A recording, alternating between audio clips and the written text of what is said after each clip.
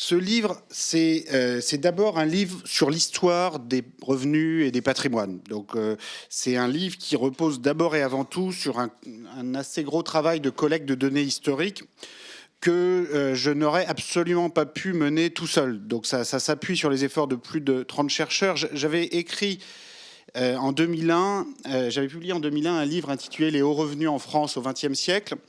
Donc la différence entre ce livre de 2001 et ce livre là de 2013, Le Capital au XXIe siècle, c'est d'abord que grâce à beaucoup de chercheurs, j'ai pu passer de l'étude de la France à l'étude de plus de 20 pays.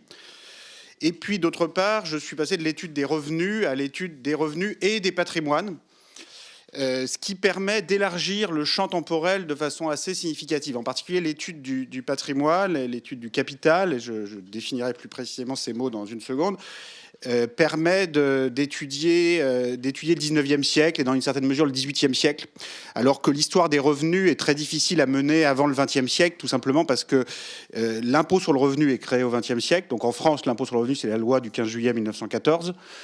Presque un siècle. Aux États-Unis, c'est 1913. Au Royaume-Uni, c'est 1909. En tout cas, l'impôt moderne progressif sur le revenu. C'est souvent autour de la Première Guerre mondiale. Et avant la Première Guerre mondiale, en tout cas au 19e siècle, bon, le Japon, l'Allemagne ont des impôts sur le revenu dans les années 1880, 1890, mais jamais avant. Hein. C'est-à-dire on peut jamais étudier l'ensemble du 19e siècle sur les revenus. Donc, il faut bien se rendre compte que l'impôt, c'est toujours plus que l'impôt. C'est-à-dire, c'est pas seulement de faire payer de l'argent aux uns et aux autres, c'est aussi de produire des catégories juridiques, des catégories statistiques et des catégories d'observation pour le débat démocratique. Donc, quand vous n'avez pas d'impôt sur le revenu, vous n'avez pas de données sur les revenus. Et d'ailleurs, les personnes concernées ne savent pas parfois bien ce qu'est leur revenu. Donc, le système fiscal du 19e siècle, vous n'avez pas l'impôt sur le revenu, donc vous n'avez aucune donnée sur les revenus. Vous avez la contribution sur les portes et fenêtres, donc vous avez plein de merveilleuses statistiques sur le nombre de portes et fenêtres par département et le nombre d'habitations ayant 2 portes et 3 fenêtres et ainsi de suite, ce qui est tout à fait passionnant, mais ce qui est moins riche que les revenus d'une certaine façon. Enfin, c'est riche aussi. Alors par contre, il y a des informations sur les patrimoines, parce que là, pour le coup, les patrimoines font l'objet d'un enregistrement depuis beaucoup plus longtemps que les revenus, tout simplement pour garantir l'exercice du droit de propriété. Donc là encore, c'est un exemple qui montre que l'impôt, c'est pas juste faire payer de l'argent aux uns et aux autres, ce qui n'est déjà pas une mince affaire de se mettre d'accord en société sur qui doit payer quoi, au nom de quels critères, mais c'est plus que ça. Donc en l'occurrence, on trouve dans tous les pays, et en particulier en France, à partir de la Révolution française, un système de droit de succession, de droit de donation, qui vise d'abord, avant tout, non pas à faire payer beaucoup d'impôts, parce que les droits de succession tout au long du 19e siècle, c'est 1%, 2% maximum en ligne directe. Donc vous transmettez votre patrimoine de parent à enfant sans que le fisc ne prenne grand-chose. Mais ça permet au moins d'enregistrer le droit de propriété. Donc pour les propriétaires en question, ça permet de faire valoir leurs droits. Et si un manant veut venir prendre leur champ ou leur maison ou leur titre financier, on peut appeler la force publique pour les en déloger. Donc c'est pas rien de faire enregistrer son droit de propriété. Et puis pour le chercheur que je suis, ça laisse des traces. Donc concrètement, ce travail, ce livre repose sur l'étude des patrimoines au 19e, 20e siècle, notamment dans le cas de la France par l'utilisation des archives successorales. Donc c'est un travail que j'ai mené notamment avec Gilles Postel-Vinet, Jean-Laurent Rosenthal.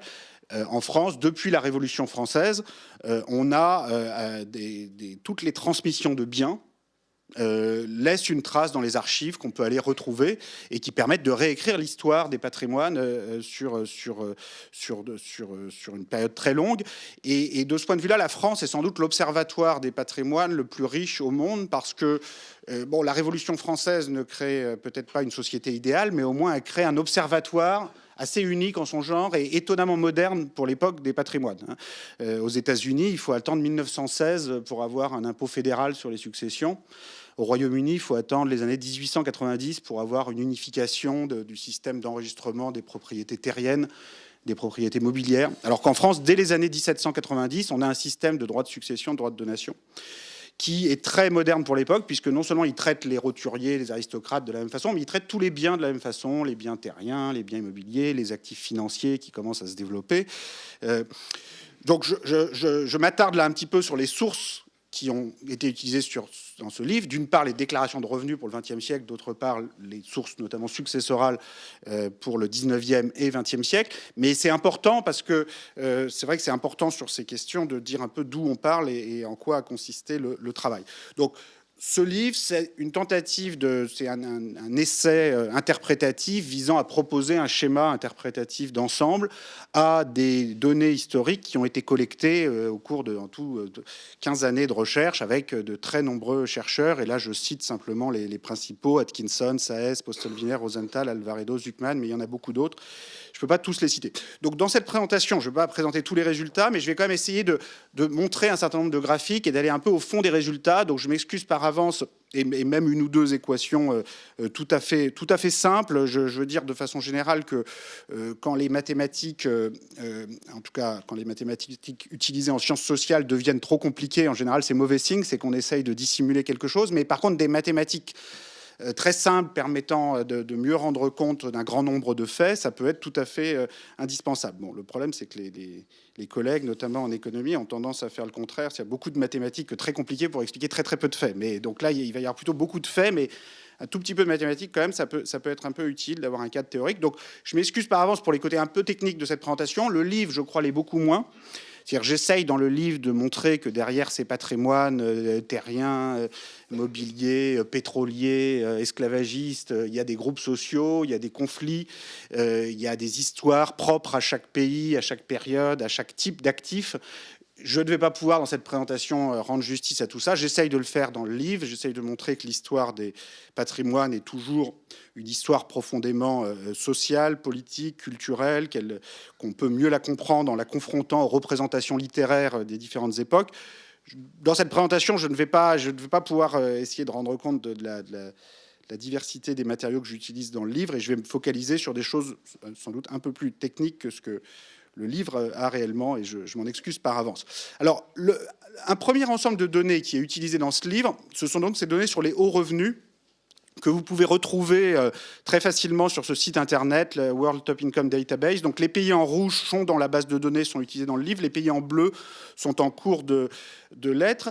Donc ça, c'est la poursuite à un niveau international du travail que j'avais fait sur les hauts revenus en France au XXe siècle. Sans doute le résultat le plus frappant, c'est le résultat concernant les États-Unis qu'on a trouvé avec mon ami et collègue Emmanuel Saez, qui est également ancien élève de cette école, mais qui est à Berkeley, qui enseigne à Berkeley. Bon, ces résultats ont pas mal fait causer aux États-Unis parce qu'on voit une très forte remontée des inégalités de revenus depuis les années 70 dans des proportions quand même assez spectaculaires. C'est-à-dire que là, on a un indicateur très simple qui est la part du revenu national américain qui va aux 10% des revenus les plus élevés. On était à 30-35%, donc autrement dit, les 10% des revenus les plus élevés avaient environ un tiers du revenu national américain dans les années 50, 60, 70. Et on remonte, en fait, même la dernière année 2012, là je ne l'ai pas rajouté là, mais qu'on a mis en ligne il n'y a pas longtemps avec Emmanuel, on a au-dessus de 50%. Donc c'est quand même une très forte hausse, hein, quand vous avez une part du revenu du décile supérieur qui passe de 30-35% à plus de 50%. Et ça fait suite à une phase de baisse qui avait eu lieu pendant la première partie du XXe siècle et qu'avait documenté Kuznets, donc, qui était un économiste américain dans les années 50, qui était le premier à avoir étudié l'évolution historique des inégalités de revenus et qui avait trouvé cette bonne nouvelle dans les années 50, qui était une diminution de la part des hauts revenus. Bon, donc nous, on a simplement prolongé le travail sur un demi-siècle de plus, mais évidemment, ça donne une vision assez différente de l'histoire, puisqu'on a l'impression qu'en fait, bon, il y avait peut-être une diminution dans la première partie du siècle, mais en fait, on se rend compte que c'est très lié au choc de la Grande Dépression et de la Seconde Guerre mondiale, et que par la suite, on a une remontée très forte. Donc ça, c'est un des phénomènes qui est au centre de ce livre, mais c'est pas le plus important. En fait, ce livre traite principalement, enfin il traite aussi de ce graphique évidemment, et il essaye d'expliquer ça, mais il traite d'un autre graphique qui superficiellement lui ressemble, mais qui en fait n'a rien à voir. Et c'est ce deuxième graphique qu'on voit là, qui est le rapport capital-revenu dans un certain nombre de pays européens. Allemagne, France, Royaume-Uni. Alors vous voyez le même type de courbe en nu un petit peu, où ça diminue au moment des guerres mondiales, ça remonte dans les 30-40 dernières années. Mais en fait, même si ça se ressemble formellement, c'est pas du tout la même chose qu'on mesure sur les deux graphiques, et c'est pas du tout le même phénomène, et d'ailleurs ça se déroule pas sur les mêmes continents. Donc c'est vraiment très différent. Alors ça pourrait se cumuler, ça pourrait très bien se passer en même temps, mais pour l'instant, le premier phénomène, qui est l'augmentation, une explosion des très hauts revenus, et en particulier des très hauts revenus de cadres dirigeants de grandes sociétés, c'est plutôt un phénomène américain. On le voit un peu aussi en Europe, mais de façon beaucoup moins forte qu'aux États-Unis. Et à l'inverse, ce phénomène qui mesure, je vais m'étendre, je vais expliquer ça plus en détail, mais qui mesure ce que j'appelle le retour d'une société patrimoniale dans le livre, c'est-à-dire une remontée de la valeur totale des patrimoines relativement aux revenus, concerne avant tout l'Europe et le Japon, et moins les États-Unis. Et d'une certaine façon, ce second phénomène est à long terme plus inquiétant. Enfin, il n'est pas entièrement inquiétant. Après tout, il faut mieux accumuler du capital qu'accumuler des dettes. Et à une époque où on se plaint beaucoup des dettes publiques, c'est plutôt une bonne nouvelle, le fait qu'on ait autant de richesses. Mais ça pose quand même de sérieux problèmes de répartition. Et à long terme, c'est sans doute un problème plus embêtant pour l'Europe, certainement, mais aussi pour l'ensemble de la planète, que ce phénomène américain de montée des très hauts revenus. Enfin, les deux phénomènes sont perturbants, d'autant plus qu'ils pourraient très bien aller ensemble, et de fait, ils vont déjà un petit peu ensemble.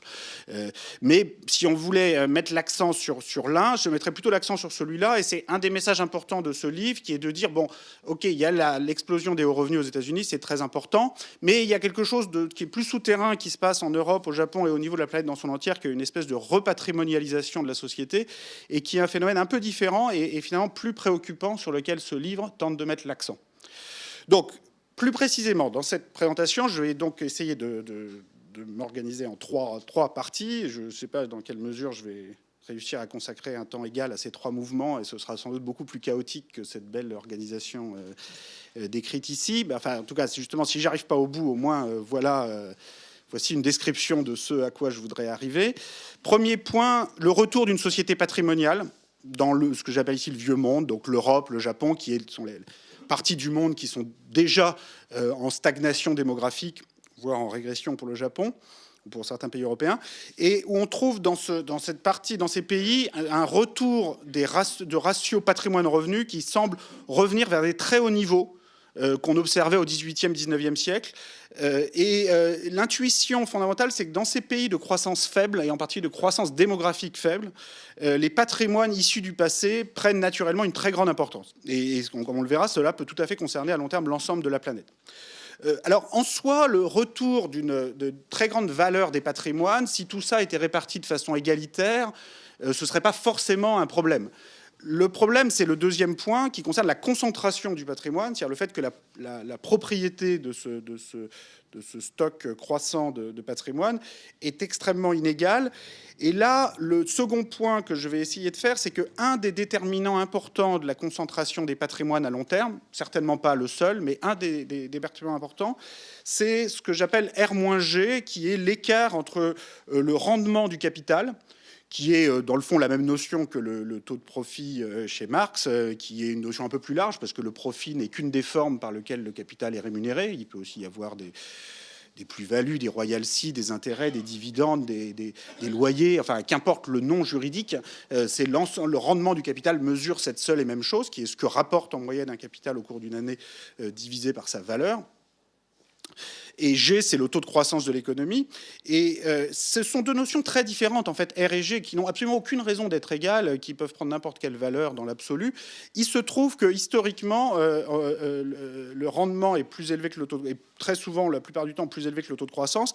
Et on a toutes les raisons de penser que ça va redevenir de plus en plus le cas au XXIe siècle, à la fois du fait de l'abaissement de la croissance, notamment démographique, d'après toutes les prévisions démographiques qu'on peut avoir pour l'avenir, même si personne ne peut être sûr de rien en cette matière, et aussi, donc, à la fois du fait de cette baisse du taux de croissance G, mais aussi du fait de la remontée d'un rendement du capital élevé, notamment du fait de la concurrence internationale très forte pour attirer les investissements dans un régime de libre circulation des capitaux sans aucune coordination fiscale ou presque entre pays. Ce qui, évidemment, pourrait changer, mais tant qu'on en est là, disons, il y a toutes les raisons de penser qu'avec un R-G élevé, on peut retrouver des niveaux d'inégalité patrimoniale, voire dépasser des niveaux du 19e siècle, ce qui n'est pas encore le cas actuellement. C'est-à-dire qu'il y a aujourd'hui une classe moyenne patrimoniale qu'il n'y avait pas il y a un siècle. La concentration des patrimoines est quand même nettement plus faible que les niveaux astronomiques de la Belle Époque. Mais rien ne dit qu'on ne va pas y retourner, voire les dépasser. Bon, des institutions adaptées, notamment sur le plan fiscal, peuvent permettre de davantage diffuser le patrimoine. Mais en leur absence, on peut tout à fait avoir une diminution progressive de la classe moyenne patrimoniale et avoir le contraire d'une d'une diffusion croissante du patrimoine. Le troisième point sur lequel je voudrais insister, c'est quand même de revenir à cette question des hauts revenus en Amérique, parce que même si je mets l'accent sur les patrimoines, le retour le retour d'une société patrimoniale, cet envol des très hautes rémunérations qu'on voit aux États-Unis est quand même un phénomène très, très marquant et qui a déjà commencé à s'étendre au reste de la planète. Et là, la question, c'est est-ce que les États-Unis sont en train d'inventer un nouveau modèle inégalitaire qui est structurellement fondé sur l'envol des très hautes rémunérations davantage que sur la société patrimoniale classique, l'inégalité patrimoniale classique, ou est-ce qu'on n'est pas en train de combiner les deux modèles et ce qui peut être un peu le pire des deux mondes pour les perdants du système qui sont ni des très hauts salaires ni des très hauts patrimoines et qui perdent sur les deux plans et qui en plus se font expliquer par les gagnants du système que c'est du fait de leur manque de productivité ou de mérite, ce que les sociétés patrimoniales du passé n'avaient au moins le bon goût de ne pas chercher à prétendre. Donc voici un peu le plan de ce que je vais essayer de faire. Donc je vais commencer tout de suite par le premier point, donc le retour d'une société patrimoniale. Donc je définis un peu plus précisément les notions qui m'intéressent ici. Donc dans le cadre du livre, dans le cadre de cette présentation, les deux mots patrimoine et capital sont employés comme des synonymes parfaits. Je note parfois le capital K, qui est la lettre consacrée en économie politique depuis le 19e siècle et depuis... je ne sais pas quand est-ce que ça a commencé d'ailleurs exactement l'usage de la lettre K, j'allais dire une bêtise, mais qu'importe. Toujours est-il que le patrimoine ou le capital désigne tout ce que l'on possède et qu'on peut vendre sur un marché. Donc ça regroupe tous les actifs financiers, immobiliers, nets de toutes les dettes. Je précise que dans ce dont je vais parler, le patrimoine, le capital, c'est toujours net des dettes. Donc si vous possédez un appartement de 300 000 euros, mais que vous avez 290 000 euros de dette, bon, en fait, vous possédez rien du tout. Vous avez votre patrimoine, pour moi, il est de 10 000 euros net. Et si un pays possède un énorme stock de patrimoine, mais est endetté complètement vis-à-vis de l'extérieur, éventuellement, son patrimoine net de dette peut être très faible. On verra que c'est pas le cas du tout. Les pays riches sont très riches, y compris après avoir retiré toutes les dettes publiques et privées. Mais ça pourrait, dans l'absolu, être le cas. Donc, le patrimoine, c'est toujours une notion nette de dette. Et un ratio qui va m'intéresser particulièrement, c'est le ratio entre patrimoine et revenu, que je vais noter bêta, K sur Y. Donc Y, c'est le revenu national d'un pays, ça représente le revenu dont disposent tous les habitants d'un pays. C'est équivalent à la production du pays en moyenne au niveau mondial, mais certains pays peuvent avoir un revenu supérieur à leur production, par exemple s'ils possèdent les autres pays, et donc ils reçoivent des flux de dividendes ou de profits de ces autres pays. Bon, à l'inverse, un pays qui est possédé par les autres peut avoir un revenu inférieur à sa production. Donc, par exemple, la Grèce ou l'Irlande actuellement, ou plus encore les pays d'Afrique subsaharienne, ont un revenu national qui peut être 20%, 25% plus faible que leur production, parce que y a tous les profits sortant à l'intérieur du pays qui sont évidemment beaucoup plus élevés que toutes les aides entrantes. Donc revenus et production peuvent être un peu différents au niveau d'un pays pris isolément, mais au niveau de la planète dans son ensemble, c'est la même chose. Le revenu national et la production totale, la même chose. Donc, en particulier, le ratio capital-revenu ou capital-production au niveau de la planète doivent être équivalentes, même si un pays individuellement peut posséder en partie les autres pays. Alors, dans les manuels d'économie, on suppose souvent que ce ratio bêta est une constante. Alors, il faut beaucoup se méfier des manuels d'économie où on raconte beaucoup de bêtises, et en particulier souvent dans les manuels d'économie, quand on ne sait pas très bien quelque chose, on suppose que c'est une constante, parce que bon, c'est plus simple, comme ça, il n'y a pas à se poser de questions, et la conclusion qui en découle, c'est qu'on ne peut pas la bouger et que tout ça est donné de toute éternité. Bon, en fait, si on essaye de rassembler des données historiques, on se rend compte que ce n'est pas du tout une constante. En particulier, on constate en Europe et au Japon une très forte remontée de ce ratio au cours des dernières décennies, où en gros, on est passé à des ratios de l'ordre de 2-3 vers 1950, 60, jusqu'en 1970, et on est aujourd'hui sur des ratios de 5-6. Alors, qu'est-ce que ça veut dire concrètement ? Ça veut dire que le patrimoine représentait en moyenne 2-3 années de revenu national dans les années 50-60, il en représente aujourd'hui 5-6 années. Juste pour donner des ordres de grandeur très simples, actuellement, Bon, le revenu national, c'est pratiquement la même chose que le produit intérieur brut, sauf qu'on retire la dépréciation du capital, c'est-à-dire le fait qu'il faut réparer les trous dans le plafond avant de se servir des salaires ou des dividendes. Enfin, certains parfois se servent des dividendes avant de réparer les trous dans le plafond du hangar, mais dans ce cas-là, c'est un revenu négatif. Enfin, c'est une perte de patrimoine, donc c'est équivalent à un revenu négatif. Donc le revenu national, c'est toujours à peu près 90% du produit intérieur brut, en tout cas pour des pays comme la France, dont le revenu net en provenance de l'étranger est à peu près équilibré avec le revenu partant à l'étranger. Donc le revenu national est très proche de la production intérieure. Et ça correspond à environ 30 000 euros par habitant. Hein, si on prend des pays comme la France ou l'Allemagne ou le Royaume-Uni ou le Japon, si chacun avait le même revenu et que le niveau de production était rigoureusement le même qu'avant et qu'on pouvait répartir de façon parfaitement égalitaire les revenus, chacun aurait, avant toute forme d'impôt, de mise en commun pour des services publics, de l'ordre de 30 000 euros par mois, 30 000 euros par an, 2 500 euros par mois. Donc beaucoup ont moins que ça et beaucoup ont plus que ça. Bon, c'est d'une moyenne. Donc quand vous avez un ratio de 6, ça veut dire que le patrimoine moyen, il va être de 180 000 euros par habitant. Pour fixer les idées, actuellement, c'est à peu près moitié-moitié de l'immobilier et moitié-moitié des placements financiers. Donc chacun possède 180 000 euros, donc 90 000 euros d'immobilier, 90 000 euros dans des placements financiers qui, de fait, vont s'investir dans les entreprises, en France ou à l'étranger, mais l'étranger possède une partie des entreprises françaises, et dans la dette publique, et donc, in fine, dans les actifs publics, comme ce merveilleux bâtiment.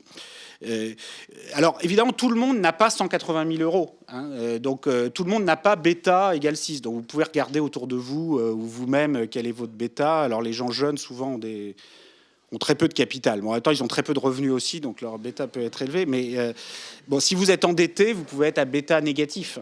Hein. Bon, si vous avez un mois de salaire d'avance pour tout patrimoine, votre bêta est égal à 1/12e. Donc, vous n'êtes pas du tout à 6, quoi. Vous n'avez pas 6 années de revenus, vous avez juste 1/12e d'année de revenus en patrimoine. Donc pour beaucoup de gens, le capital, c'est quelque chose de très abstrait. Hein, parce que le capital, la moitié la plus pauvre de la population en possède pratiquement pas. La moitié la plus pauvre de la population a moins de 5% du patrimoine total. Donc c'est une notion très très abstraite, le capital, quand on n'en possède pas. Et voilà, on a éventuellement un peu d'argent d'avance sur un compte en banque, et c'est vraiment pas grand-chose. Où on essaye de devenir propriétaire, mais on a un emprunt qui équivaut à ce qu'on essaye d'acheter. Donc finalement, on rembourse en intérêt autant qu'un locataire paye en loyer. Donc on possède essentiellement rien du tout. Bon, et à l'inverse, il y a beaucoup de gens qui possèdent beaucoup plus que 180 000 euros par mois. 180 000 euros en tout d'actifs. Donc là, quand je dis le patrimoine moyen, c'est 180 000 euros par habitant, ce n'est qu'une moyenne et ça n'a pas beaucoup de signification. Et c'est bien pour ça que dans une seconde, on regardera la concentration du capital. Mais avant de regarder la concentration du capital, c'est pas inutile d'essayer de comprendre pourquoi la valeur totale du patrimoine varie entre pays et comment ça varie. Parce que quand même une société où le patrimoine vaut 6 années de revenus, c'est pas tout à fait pareil qu'une société où il en vaut 2 ou 3. Pour plusieurs raisons. D'abord, il y a beaucoup plus d'importance pour le patrimoine hérité et pour l'héritage. Donc vous pouvez beaucoup plus facilement vous enrichir par l'héritage dans une société avec bêta égale 6 que dans une société avec bêta égale 2, 3. Quand bêta égale 2, 3, en un mot, c'est beaucoup plus facile de rattraper ceux qui ont déjà du patrimoine. C'est-à-dire que le patrimoine total qui a déjà été accumulé ne représente que 2-3 années de revenus. Donc dans l'absolu, il peut être entièrement rattrapé en 2-3 ans. Bon, à supposer d'épargner 100% du revenu, ce qui fait quand même beaucoup. Mais même en épargnant un tiers, vous pouvez rattraper en 3 fois 2-3 ans. Alors que 3 fois 5-6 ans, ça fait plus long. Donc ça mesure, c'est quand même un paramètre lourd qui mesure le degré de patrimonialisation d'une société. Ça mesure aussi le degré d'intensité capitalistique d'une société. C'est une société où on utilise énormément de capital, d'immeubles, d'usines, d'hangars, d'équipements, de brevets, de machines. Bon, les formes du capital sont très diverses dans l'histoire, elles sont infinies. Vous avez entendu comme moi le projet de la société Amazon de remplacer ces livreurs de livres par des drones à l'horizon de quelques années. Et ce n'était pas un canular, même si ça se fera peut-être jamais, mais le projet technique existe bel et bien. Bon, c'est une forme extrême de capitalisation, d'intensité capitalistique du processus de production. Bon, plus proche de nous, quand on remplace dans des supermarchés français les caissières par des machines, c'est une forme d'intensité capitalistique très forte. Donc, une société, le fait d'avoir beaucoup de capital en soi, c'est pas forcément une mauvaise chose. à condition que tout le monde trouve un travail, évidemment. Donc potentiellement, on peut se débarrasser des tâches techniques par le capital et avoir des tâches plus épanouissantes. Encore faut-il trouver des tâches épanouissantes pour tout le monde. Bon, dans le cas des travailleurs d'Amazon, on a l'impression qu'ils sont déjà un peu traités comme des drones dans les hangars. Donc finalement, bon, c'est peut-être pas plus mal d'essayer de créer d'autres emplois que ceux-là, mais encore faut-il pouvoir les créer. Et puis ça pose un deuxième problème qui est qui possède les drones, enfin qui possède le capital. Donc c'est très bien d'avoir un stock de machines, d'équipements très variés, donc la première question qu'on va se poser, c'est est-ce que ce rapport entre patrimoine et revenus peut vraiment remonter indéfiniment? Est-ce qu'on est en train de retourner vers ce type de ratio dont on va voir qu'il était de l'ordre de 600%, 700% de revenu national dans les sociétés patrimoniales du 19e siècle? Est-ce qu'on peut monter plus loin encore? Donc pour répondre à cette question, pour laquelle j'ai évidemment pas de réponse parfaite, moi, comme tout le monde, je suis plus doué pour étudier le passé que l'avenir. Hein, donc je vais surtout essayer de vous montrer ce qu'on a rassemblé comme données pour décrire les évolutions passées. Et puis après, on peut réfléchir ensemble à la suite. Alors d'abord, sur les 40 dernières années, disons 70-2010, là, on a le ratio bêta entre capital privé et revenu national dans les 8 pays les plus riches. Enfin, les 8 économies riches, les 8 pays riches avec le PIB le plus élevé de la planète. Donc États-Unis, Japon, Allemagne, France, Royaume-Uni, Italie, Canada, Australie, par ordre de PIB décroissant. Alors, ce qu'on voit, c'est qu'on a clairement un mouvement général de remontée du ratio bêta. C'est-à-dire que dans les 8 pays, on a un bêta qui comprend entre 2 et 3,5. Donc le patrimoine, le capital privé total représente entre 2 et 3 années et demie de revenus en 1970.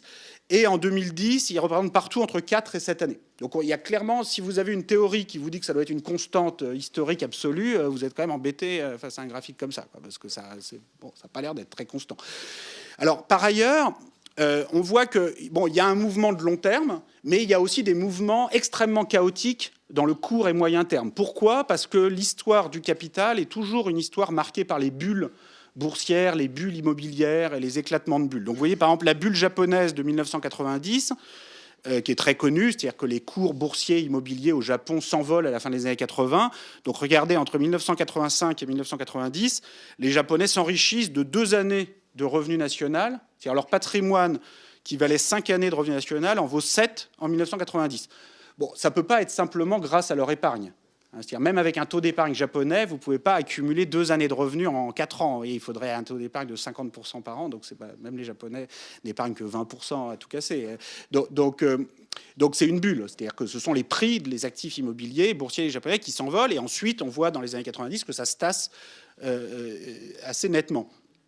Mais sur toute la période, et vous avez, alors je ne vais pas faire toute l'histoire des bulles boursières immobilières dans les différents pays, on voit en 2008-2009, aux États-Unis notamment, un affaissement assez significatif. Mais au-delà de ces mouvements chaotiques de court terme ou moyen terme, ce qui m'intéresse davantage dans ce travail, c'est la tendance de long terme. Et on voit qu'au-delà de ces mouvements de court terme, il y a bien une tendance de long terme avec une augmentation de la valeur du capital privé qui va ensemble avec une diminution aussi de la valeur du capital public. Donc là, c'est le même graphique que le précédent, sauf que j'ai rajouté, en plus du capital privé qui se trouve en haut, le capital public. Donc c'est quoi le capital public? Bon, c'est défini de la même façon que le capital privé, c'est-à-dire c'est l'ensemble des actifs possédés par la puissance publique, l'État, les collectivités locales, les administrations de sécurité sociale, qui peuvent être des immeubles, comme cet immeuble, qui peuvent être des actifs financiers, lorsque l'État a un peu d'actifs financiers, ou bon, dans certains pays qui ont des fonds souverains, ça pourrait être très important. Bon, en France, c'est pas grand-chose. Moins les dettes publiques. Donc c'est défini de la même façon que pour le capital privé, on retire les dettes, évidemment, toujours des actifs. Donc on voit que pour le capital public peut être négatif, donc notamment en Italie, il est assez nettement négatif parce que les dettes publiques dépassent de beaucoup le capital public. De façon générale, dans tous les pays riches, on a une diminution du capital public net au cours des 40 dernières années qui correspond au fait que d'une part, les actifs ont été vendus, donc mouvement de privatisation partout, et d'autre part, les dettes ont augmenté petit à petit. Donc si vous avez de moins en moins d'actifs et de plus en plus de dettes, le capital net public diminue. Et ça explique une partie de l'enrichissement privé.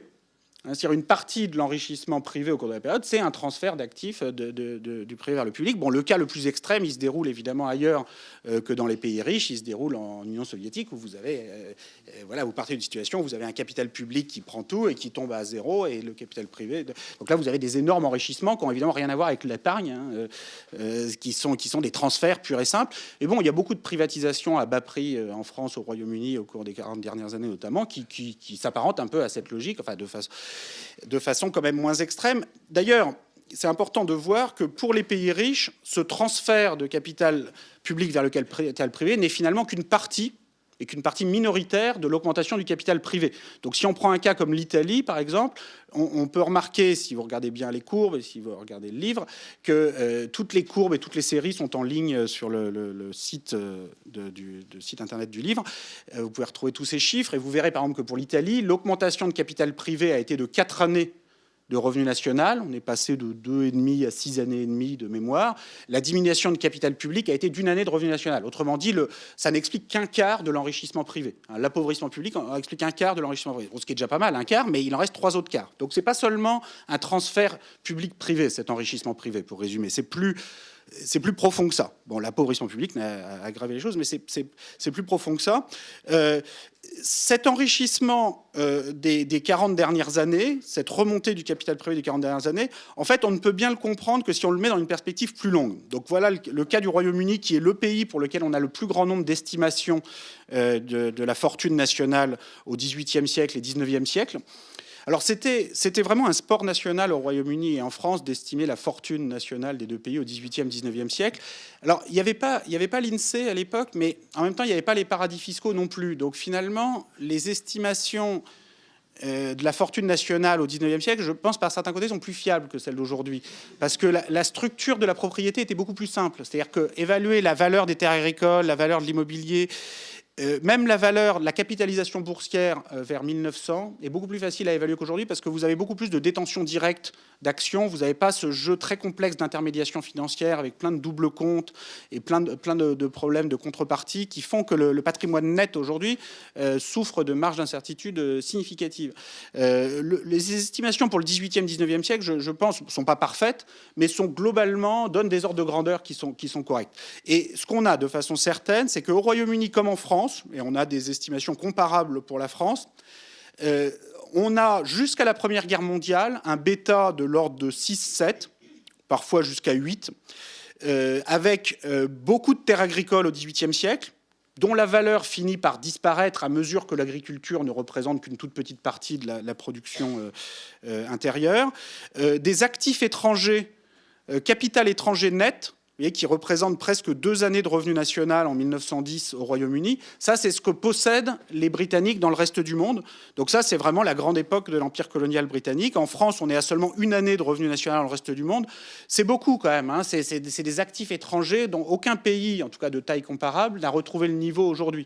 C'est-à-dire même l'Allemagne ou le Japon aujourd'hui, qui sont les pays qui possèdent le plus de choses dans le reste du monde, ont l'équivalent d'une demi-année de revenu national, 50% de revenu national. Bon, c'est beaucoup et ça augmente très vite parce qu'avec 7-8 points de PIB d'excédent commercial en Allemagne actuellement, l'Allemagne notamment accumule beaucoup d'actifs sur le reste du monde, en particulier sur le reste de l'Europe, pas toujours avec des placements très heureux d'ailleurs, mais ce qui contribue peut-être à la mauvaise humeur de nos voisins d'ailleurs parfois, mais toujours est-il que le stock total de ce que possède l'Allemagne ou le Japon sur le reste du monde reste limité par rapport à ces énormes actifs étrangers qu'on a au Royaume-Uni en 1910. Et alors tout ça disparaît avec les guerres mondiales. Hein. Tout ça disparaît avec les guerres mondiales. Alors en France ou en Allemagne, il y a des destructions qui sont importantes entre 1910 et 1950. Au Royaume-Uni, il n'y a pas de destruction ou assez peu sur le sol britannique, un peu de bombardement, mais ce n'est pas très important. Le principal effet qui explique cette diminution très forte du stock de patrimoine et cette espèce de suicide des sociétés patrimoniales européennes qu'on a entre 1910 et 1950, c'est d'abord le financement des guerres. Donc au Royaume-Uni en particulier, il y a un énorme endettement public pour financer les guerres. Les Britanniques vendent leurs actifs étrangers pour souscrire au bon du Trésor britannique. Et puis tout ça, en 1950-1960, sera lessivé dans l'inflation. Et les Britanniques ne possèdent plus rien à ce moment-là dans le reste du monde. Et quand finalement, en 1950-56, Nasser nationalise le canal de Suez. Bon, de toute façon, il reste plus grand-chose comme action et comme actif financier étranger possédé par le Royaume-Uni ou la France. Enfin, il leur en reste encore, mais c'est contrebalancé par des actifs possédés, notamment américains, possédés au Royaume-Uni et en France. Donc, en net, c'est tout à fait négligeable. Toujours est-il qu'on voit un phénomène de remontée du rapport patrimoine-revenu qui se met en place dès les années 50-60 et qui, bon, alors évidemment, il y a des phénomènes de type bullesque qui jouent un rôle dans le court et le moyen terme. Mais ce que je voudrais vraiment dire, c'est qu'à très long terme, ce retour de société patrimoniale, c'est autre chose qu'une gigantesque bulle immobilière. Même s'il peut y avoir des prix immobiliers, notamment en France et au Royaume-Uni, qui sont excessifs actuellement. Mais il y a plus que ça dans cette histoire de long terme. C'est-à-dire il y a simplement le fait que les niveaux de patrimoine et aussi de valorisation des patrimoines privés sur le marché étaient tombés à des niveaux historiques très bas dans les années 50-60, et il faut très longtemps pour réaccumuler autant de patrimoine. L'équation économique très simple qu'il faut avoir en tête, peut-être, c'est que si vous épargnez 10% de votre revenu national chaque année, comme pays, pour accumuler 5 années de revenus en patrimoine, il faut 50 années. 50 fois 10% égale 5. Donc, c'est comme ça. L'épargne et l'accumulation d'un stock de capital, c'est quelque chose qui prend beaucoup de temps. C'est pour ça qu'il faut étudier les patrimoines de façon historique. C'est-à-dire que ça prend des générations, des dizaines d'années. C'est pas un phénomène qu'on peut comprendre en regardant juste les 10 dernières années et pour prévoir la suite, quoi. Donc, l'histoire, c'est pas juste un luxe pour s'occuper. On est obligé de faire ce détour par la longue durée pour comprendre la situation actuelle. Alors, c'est aussi utile d'avoir un tout petit peu de cadre théorique. Et là, il y a une équation très simple que je voudrais vous décrire pour réfléchir à la valeur de long terme que pourrait prendre ce ratio bêta. C'est une formule très simple qui dit que si toutes les formes de capital sont accumulables et viennent de l'épargne, ce qui n'est pas le cas, parce qu'en pratique, il y a aussi le capital pétrolier, il y a les ressources naturelles qui jouent un grand rôle dans le monde d'aujourd'hui. Donc toutes les formes du capital ne sont pas accumulables, ne proviennent pas de l'épargne. Il y a aussi une augmentation du bêta qui peut venir de la hausse de prix immobiliers, du prix de certains actifs, et je n'oublie pas du tout l'importance que ça peut avoir. Mais s'il n'y avait pas ni de capital naturel, ni d'augmentation des prix immobiliers, la relation très simple entre taux d'épargne et accumulation de capital, c'est donné par cette formule, bêta égale S sur G, qui dit une chose très simple, qui dit si votre taux d'épargne S est 2 fois plus élevé, vous accumulez 2 fois plus de capital. Bon, c'est pas très étonnant. Ce qui est plus intéressant, c'est si votre taux de croissance G est plus faible, alors vous accumulez aussi beaucoup plus de capital. Alors pourquoi ça? Là aussi, intuitivement, c'est pas très compliqué, ça dit simplement que dans une société de croissance lente, prenez le cas extrême d'une société totalement stagnante. La population ne croît pas du tout, la productivité n'augmente pas du tout, on a vraiment la même production exactement d'une année, d'une génération sur l'autre. Si vous continuez d'épargner, si pour une raison étrange, les gens dans cette société ont toujours envie d'accumuler plus de capital, plus d'immeubles, bon, les immeubles vont monter jusqu'au ciel. Donc bêta va aller vers l'infini. Alors il y a un moment, si on construit des immeubles haussmanniens allant jusqu'au ciel, tout le monde aura 10 étages par personne et ça servira plus à rien. La valeur locative tombera à zéro et vraisemblablement nos amis capitalistes arrêteront d'accumuler.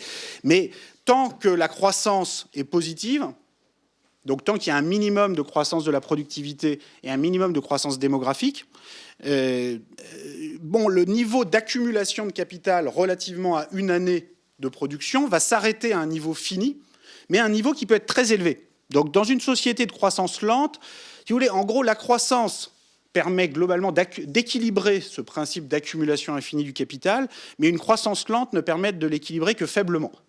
Donc finalement, on n'est pas très loin avec une croissance lente de retomber dans ce paradoxe qui était en partie celui de Marx, qui est d'une accumulation qui ne s'arrête pas, qui va jusqu'au ciel, avec, dans le schéma de Marx, une baisse tendancielle du rendement qui va vers zéro, parce que si vous avez un stock de capital bêta relativement à la production qui monte vers l'infini, alors le rendement doit tomber vers zéro. Alors avec une croissance positive, les choses sont un peu moins apocalyptiques que chez Marx, mais elles sont quand même pas très joyeuses, parce que bêta peut monter très très haut, Et ce qui est encore pire que chez Marx, c'est que le rendement ne va pas forcément diminuer vers zéro. Il peut rester relativement élevé, surtout si les propriétaires du capital trouvent plein de choses nouvelles à faire avec leur capital. Par exemple, des machines pour remplacer des caissières, des drones, etc. Donc, mais c'est un peu le même principe, quand même. C'est ce principe que si vous accumulez et que la croissance sous-jacente de la productivité de la population est faible, alors les patrimoines accumulés dans le passé prennent naturellement une grande importance. Donc, pour résumer, le patrimoine est de retour tout simplement parce qu'en particulier en Europe et au Japon, la croissance lente est de retour. Donc en particulier, j'insiste sur le rôle de la croissance de la population, qui joue un très grand rôle historiquement dans la croissance tout court, et qui naturellement, enfin une croissance forte de la population naturellement diminue l'importance du patrimoine accumulé dans le passé. Une société où tout le monde a 10 enfants, bon, il faut mieux pas trop compter sur l'héritage, quoi, parce que tout va être divisé par 10 à chaque génération, donc les patrimoines accumulés dans le passé n'ont pas beaucoup d'importance, sauf si vous êtes le bon premier-né au bon endroit, etc. Mais globalement, en moyenne, dans cette société, l'épargne nouvelle va compter davantage que l'héritage. Mais à l'inverse, une société où la population diminue, et le cas extrême où une société s'apprête à disparaître définitivement, et vous êtes le dernier homme de la civilisation, bon, vous recevez tout ce qui a été accumulé dans le passé. Donc là, le flux d'héritage est absolument infini. Alors, sans aller jusqu'à ce cas extrême, des sociétés comme ce qui n'est pas le cas de la France, mais comme l'Allemagne ou le Japon ou même la Chine, où les générations nées actuellement sont un tiers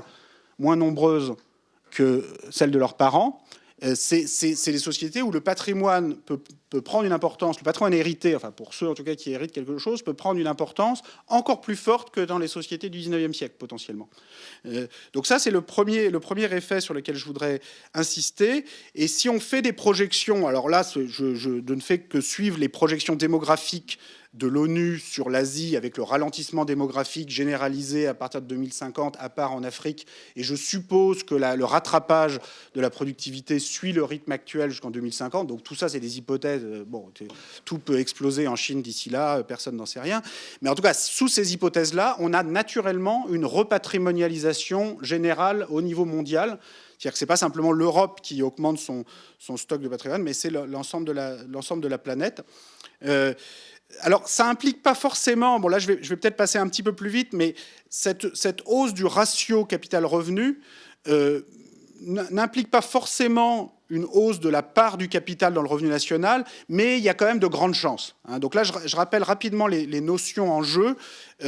Pour passer de bêta à alpha, donc bêta, c'est le volume total de capital par rapport à une année de revenu. Alpha, c'est la part des revenus du capital, donc loyer, intérêt, dividendes, profit, dans le revenu national. Pour passer de l'un à l'autre, c'est le rendement moyen du capital, c'est-à-dire ce que rapporte un capital sous forme de loyer, intérêt, dividendes, profit au cours d'une année. Donc par exemple, prendre un exemple simple, si le rendement est de 5% par an et que le capital représente 6 années de revenus, bon, la part du capital va être de 5% x 6 égale 30%. Alors, les économistes, souvent, aiment bien les hypothèses simples et les hypothèses apaisantes, si possible. Et donc, une hypothèse standard dans la théorie économique, c'est ce qu'on appelle la fonction de production Cobb-Douglas, qui, en langage clair, revient à supposer que quand vous avez plus de capital, le rendement marginal de ce capital, l'utilité qu'a ce capital dans le processus de la production, bon, va diminuer forcément. C'est comme je disais tout à l'heure, si vous construisez des immeubles jusqu'au ciel, il y a un moment où, quand chacun a 10 étages par personne, la valeur locative d'un étage supplémentaire va être très faible.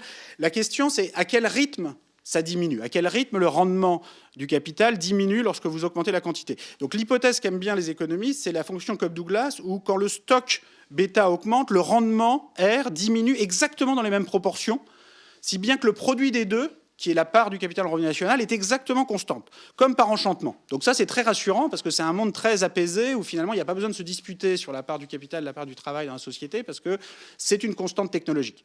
Et quelles que soient les quantités de capital accumulées par les uns et les autres, finalement, ça reviendra au même. Alors, en fait, c'est complètement faux. D'abord parce qu'il y a évidemment des luttes sociales sur le rendement du capital qui déterminent assez fortement le partage capital-travail.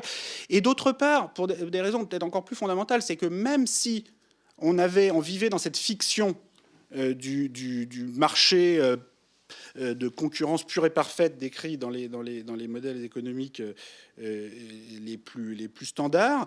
En fait, il suffirait que ce que les économistes appellent l'élasticité de substitution du capital soit un peu plus, l'élasticité entre capital et travail, de substitution entre capital et travail soit un peu plus forte que 1 pour que le rendement du capital diminue, mais diminue moins fortement que le volume, qui est exactement ce qui s'est produit depuis les années 70-80, où on observe non seulement une augmentation de la quantité de capital, mais également une augmentation de la part du capital dans tous les pays riches. Donc c'est sans doute en partie du fait de l'augmentation du pouvoir de négociation des investisseurs internationaux et du capital dans son ensemble, mais c'est probablement également aussi parce que finalement cette hypothèse de fonction Cobb-Douglas, elle n'a vraiment aucune raison d'être réalisée. Et il suffit d'avoir une fonction de production qui est un tout petit peu plus substituable que dans le modèle standard. Il n'y a pas besoin de supposer qu'on est... le cas extrême, ce serait celui d'une économie où on peut remplacer absolument toutes les fonctions humaines, de travail humain, par des robots. C'est le cas d'Amazon. Maintenant, sans en arriver jusqu'à ce cas extrême, il faut bien voir que dans toute cette histoire, il n'y a aucune hypothèse, y compris dans le modèle économique le plus standard, qui garantisse que ces deux effets du rendement du capital d'une part et de la quantité de capital d'autre part s'équilibrent. Et en fait, il y a toutes les raisons de penser qu'on peut avoir de façon continue une hausse non seulement de la quantité de capital, mais aussi de la part allant au capital. Donc concrètement, jusqu'où ça peut monter là, on est passé de 20-25% à 30-35% de part nette du revenu national allant au capital. Ça peut monter à 40, 45, 50%. Il y a rien qui l'empêche. Il faut bien comprendre que dans cette histoire, il n'y a aucun pilote dans l'avion. Et c'est uniquement sous des hypothèses très particulières de la fonction de production de Cobb-Douglas que les choses s'équilibrent dans le modèle standard. Donc il y a vraiment, c'est vraiment un mythe qu'il est important de démonter avant de passer à la suite. Alors la suite, comme je le disais tout à l'heure, bon, la hausse de la quantité de capital et de la part du revenu national au capital, en soi, ça peut être une bonne chose. C'est-à-dire, en soi, on pourrait imaginer que le fait d'avoir plus de machines, enfin, moi, je ne suis pas contre les machines, je ne dis pas qu'il faut briser les machines. On pourrait imaginer que ça permet de se consacrer à autre chose que sa propre subsistance, à faire des métiers plus épanouissants, etc., etc., à condition d'adapter le système de formation, le système d'organisation collective, de répartition des emplois, de façon à ce que chacun ait effectivement ce métier épanouissant, et à condition aussi de se soucier de la répartition du patrimoine qui est d'autant plus importante que bêta et alpha sont importants. Donc c'est la deuxième question sur laquelle je vais passer maintenant, qui concerne l'évolution de la concentration du patrimoine. Et là, le point important sur lequel je voudrais insister, c'est que le patrimoine a toujours été extrêmement concentré, donc en particulier dans ce que j'appelle la société patrimoniale classique, qui est la société qu'on voit dans tous les romans du 19e siècle et qu'on voit en fait jusqu'à la Première Guerre mondiale. On a en gros une minorité de la population qui vide son patrimoine et le reste de la population qui ne possède presque rien. Donc pour donner des ordres de grandeur, en France, à la veille de la Première Guerre mondiale, on a 90% du capital total qui est détenu par les 10% les plus riches et plus de 60% par les 1% les plus riches, et le reste de la population ne détient presque rien. Alors aujourd'hui, la concentration du capital est toujours très forte, mais elle est quand même moins extrême. Alors elle est toujours très forte, c'est-à-dire que vous avez de l'ordre de 60%, voire 70% au Royaume-Uni, aux États-Unis, qui est détenu par le décile supérieur. C'est beaucoup plus que pour les revenus. Souvenez-vous, pour les revenus, les États-Unis sont passés de 1 tiers à 50% détenus par le décile supérieur. En France, on est plutôt à 1 tiers détenus par le décile supérieur pour les revenus. Donc pour le patrimoine, c'est toujours au moins 2 fois plus concentré que les revenus et parfois 3 fois plus concentré. Puisqu'on était à 90% détenus par les 10% les plus riches il y a un siècle, et aujourd'hui on est en gros à 60%. Donc le patrimoine est toujours très concentré, mais c'est tout de même moins extrême qu'il y a un siècle. Donc en particulier, les 50% les plus pauvres ne possèdent toujours presque rien, comme je le disais tout à l'heure, moins de 5% du total. Mais vous avez au milieu... C'est pas exactement au milieu mathématiquement, mais disons entre les 50% les plus pauvres et les 10% les plus riches, vous avez ce groupe des 40% du milieu, pour simplifier la représentation, qui détient en gros 20-30% du capital total aujourd'hui. Et ce groupe n'existait pas il y a un siècle. Alors ce groupe, typiquement, c'est des personnes qui vont posséder 100 000 euros, 200 000 euros, 300 000 euros de patrimoine. Donc, oui, avec 100 000 euros, 200 000 euros, vous n'êtes pas très très riche, mais vous n'êtes pas complètement pauvre. Et d'ailleurs, souvent, vous n'aimez pas être traité comme un pauvre politiquement, et c'est quand même, ça a des conséquences sur le paysage politique, le fait d'avoir une classe moyenne patrimoniale et un groupe comme ça très substantiel, mettons 40% de la population, qui, sans être très pauvre, possède quand même un peu de biens. Typiquement, possède son logement, a fini de rembourser son emprunt ou est en passe de finir de le rembourser, a épargné, parfois a hérité. Bon, le fait d'avoir ce groupe substantiel qui, il y a un siècle, n'existait pas, dans le sens où les 40% du milieu, bon, ils existaient aussi, bien sûr, statistiquement, mais leur part dans le patrimoine total était de l'ordre de 5%, était aussi faible que les 50% les plus pauvres. Donc finalement, la classe moyenne était à peine plus riche que les 50% les plus pauvres. Donc en ce sens, il n'y avait pas de classe moyenne et on passait directement dans le monde de ceux qui détenaient beaucoup. Donc ça, c'est quand même une diffusion du capital assez considérable. Hein. La question maintenant importante, c'est comment cette diffusion du capital s'est produite et est-ce que c'est irréversible? Et là, la réponse générale que j'apporte sur la base de ces recherches historiques, c'est que, bon, à nouveau, c'est très difficile de prédire l'avenir, mais ce dont on peut être certain, c'est que c'est vraiment les chocs du XXe siècle, un peu de la même façon que pour la quantité totale de patrimoine, ce sont les chocs du XXe siècle qui ont conduit, dans une large mesure, à cette diffusion du patrimoine. Et il n'y a absolument rien d'irréversible dans ce processus. Et de fait, on a plutôt pris un chemin inverse depuis 20-30 ans, et ça pourrait tout à fait s'aggraver à l'avenir. En particulier, là, je vais accélérer un petit peu, mais l'étude de la France est particulièrement intéressante parce qu'on voit vraiment en France, jusqu'à la Première Guerre mondiale, aucune tendance à la diminution des inégalités. C'est-à-dire jusqu'à la Première Guerre mondiale, on a vraiment une concentration croissante du patrimoine avec des niveaux inouïs de concentration du patrimoine. Alors l'intérêt de la France aussi, c'est que les données successorales, comme je disais tout à l'heure, sont très bonnes. Donc on peut vraiment étudier en détail le cas français. Et on voit à Paris en particulier en 1910-1913, 70% du patrimoine total qui est détenu et transmis par 1% de la population. Et à l'inverse, vous avez les 70% de la population à Paris qui décèdent sans aucun patrimoine en 1913, hein, ou dont les maigres effets personnels, les draps, les couverts permettent à peine de payer les frais d'inhumation, comme le père Goriot en 1820. Et donc vous avez un degré extrême de polarisation de la fortune. 70% qui possèdent rien, 1% qui possèdent 70%. Et selon toutes les données qu'on a, ça avait plutôt tendance à s'aggraver dans les décennies précédant la Première Guerre mondiale. Donc ça, c'est quelque chose qui est très frappant, moi, qui m'a beaucoup marqué, parce que à l'époque, vous avez une bonne partie des élites politiques, financières, des économistes, notamment Paul Leroy-Beaulieu, grand professeur au Collège de France, titulaire de la chaire d'économie politique de 1880 à 1916, grand partisan de la colonisation, et qui explique que la France est un pays de petits propriétaires et n'a pas besoin d'impôts progressifs sur les revenus ni sur les successions, parce que la Révolution française a permis de créer l'égalité face au droit de propriété, et donc l'égalité tout court, et que l'impôt progressif est bon pour les pays aristocratiques comme le Royaume-Uni, mais que la France, étant un pays de petits propriétaires, n'en a pas besoin. Alors que toutes les données successorales de l'époque montrent le contraire, et montrent que la concentration de la propriété est tout aussi forte dans la France républicaine de 1910 que dans l'Angleterre monarchique. Alors moi, je me réjouis chaque matin d'être en République plutôt qu'en monarchie, mais en même temps, c'est vrai que cette foi dans le régime politique comme suffisant pour égaliser les conditions, on le retrouve parfois aujourd'hui dans ce culte qu'on a pour notre méritocratie républicaine, nos grandes écoles républicaines. Bon, ce culte, il a toujours été excessif, il l'était il y a un siècle, il l'est aujourd'hui. Voilà, pour que la République soit sociale, il lui faut des institutions sociales spécifiques. Et en soi, le régime, bon, c'est très bien, mais c'est pas, ça ne change pas grand-chose dans le fond.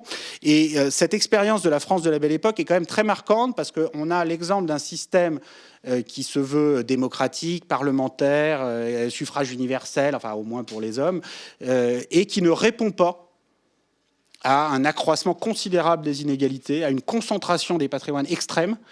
Alors, est-ce que c'est la guerre mondiale qui finalement y répond et c'est une réponse à des tensions sociales très fortes? Bon, moi je ne vais pas m'engager dans ce débat-là, la guerre a des racines très profondes, etc. Ce qui est certain, c'est que, même si on ne peut pas dire ce qui serait passé sans les guerres, ce qu'on peut dire, c'est qu'il n'y avait aucune tendance à l'apaisement dans la concentration des patrimoines à ce moment-là. Et c'est vraiment les guerres qui conduisent à cette déconcentration du patrimoine par le haut, c'est-à-dire que les plus hauts patrimoines sont réduits fortement par les guerres et par les réponses politiques aux guerres. C'est-à-dire que l'impôt progressif se met en place dans les années 20, 30 et puis en 1945, la sécurité sociale, et toutes sortes d'institutions sociales redistributives se mettent en place à la suite des guerres et contribuent à cette déconcentration des patrimoines qui n'était absolument pas en marche avant les guerres. Sur la période récente, on a une remontée dont notre capacité à la mesurer est faible. On vit quand même dans une époque où le président de la République peut avoir son ministre des Finances avec un compte en Suisse sans être au courant. Donc, vous imaginez, s'il n'est pas au courant, moi, qu'est-ce que je suis au courant, quoi. Donc, sur la fin de la période, il est tout à fait possible que la courbe remonte plus fortement que ce qu'on voit là. Donc, on a quand même aujourd'hui une classe moyenne patrimoniale plus importante qu'il y a un siècle. Ça, on peut en être sûr, on la voit, on peut la mesurer. Elle n'était pas là il y a un siècle. Bon, il y a un siècle, à Paris, la plupart des immeubles ne sont pas découpés dans le cadastre. C'est-à-dire que soit vous possédez l'immeuble, soit vous possédez rien du tout. Donc c'est quand même un niveau de concentration de la propriété qui n'est pas celui d'aujourd'hui. Mais aujourd'hui, la concentration de la propriété remonte fortement. Elle remonte encore plus fortement au Royaume-Uni, un peu en Suède, aux États-Unis. Si on essaye de comprendre les déterminants à long terme, voilà ce qu'on peut dire. Bon, résultat central, on n'a aucune tendance à la déconcentration avant les guerres. Question, en dehors de ces chocs, quelles sont les forces qui déterminent le niveau de concentration du capital ? Il y a beaucoup de forces jouent un rôle important. Les attitudes des familles pour diviser le patrimoine, pour accumuler des patrimoines. Bon, il y a beaucoup de processus, de stratégies complexes. Mais il y a un effet sur lequel je voudrais insister, qui est cet effet que j'ai mentionné tout à l'heure, R-G, entre le rendement net du capital et le taux de croissance. Et le point important, c'est qu'avec le ralentissement de la croissance de la population, notamment, et aussi de la productivité, parce que c'est vrai que dans les 30 glorieuses, on a eu un taux de croissance de la productivité extraordinairement élevé, qui correspondait largement à une phase de rattrapage, notamment par rapport aux États-Unis. Depuis le début des années 80, tous les pays riches, en Europe comme aux États-Unis comme au Japon, sont sur des rythmes de croissance de la productivité très faibles, 1%, 1,5% par an. La croissance de la population a pratiquement disparu, du moins en Europe et au Japon. Elle continue aux États-Unis. Et ça conduit mécaniquement à un écart important entre le rendement net du capital et le taux de croissance. On pourrait tout à fait, notamment du fait de la compétition fiscale internationale en hausse qui aggrave l'effet sur le rendement net du capital R, on pourrait tout à fait avoir un R-G qui continue de progresser au cours du XXIe siècle, qui retrouve un niveau du XIXe siècle. Et sous ces conditions, tout laisse à penser que la concentration du capital pourrait continuer. Je veux juste insister sur le fait que si on regarde sur la très très longue durée, ce qu'on connaît sur les rendements du capital et le taux de croissance, il n'y a absolument aucun doute sur le fait que la norme dans l'histoire de l'humanité, c'est que le rendement du capital est beaucoup plus élevé que le taux de croissance. Pour une raison très simple, c'est que la croissance, pendant l'essentiel de l'histoire de l'humanité, était très proche de 0%.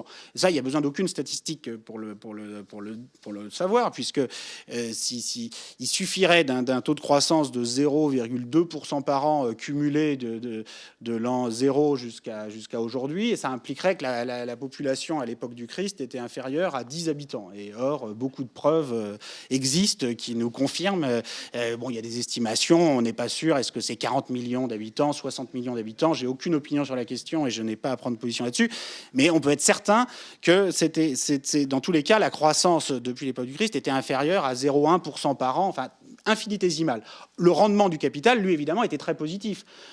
4-5% par an, c'est ce qu'on observe traditionnellement pour les terres agricoles. Donc, dans n'importe quel roman classique, vous verrez que la valeur des terres, c'est typiquement 20 ans ou 25 ans de rente foncière.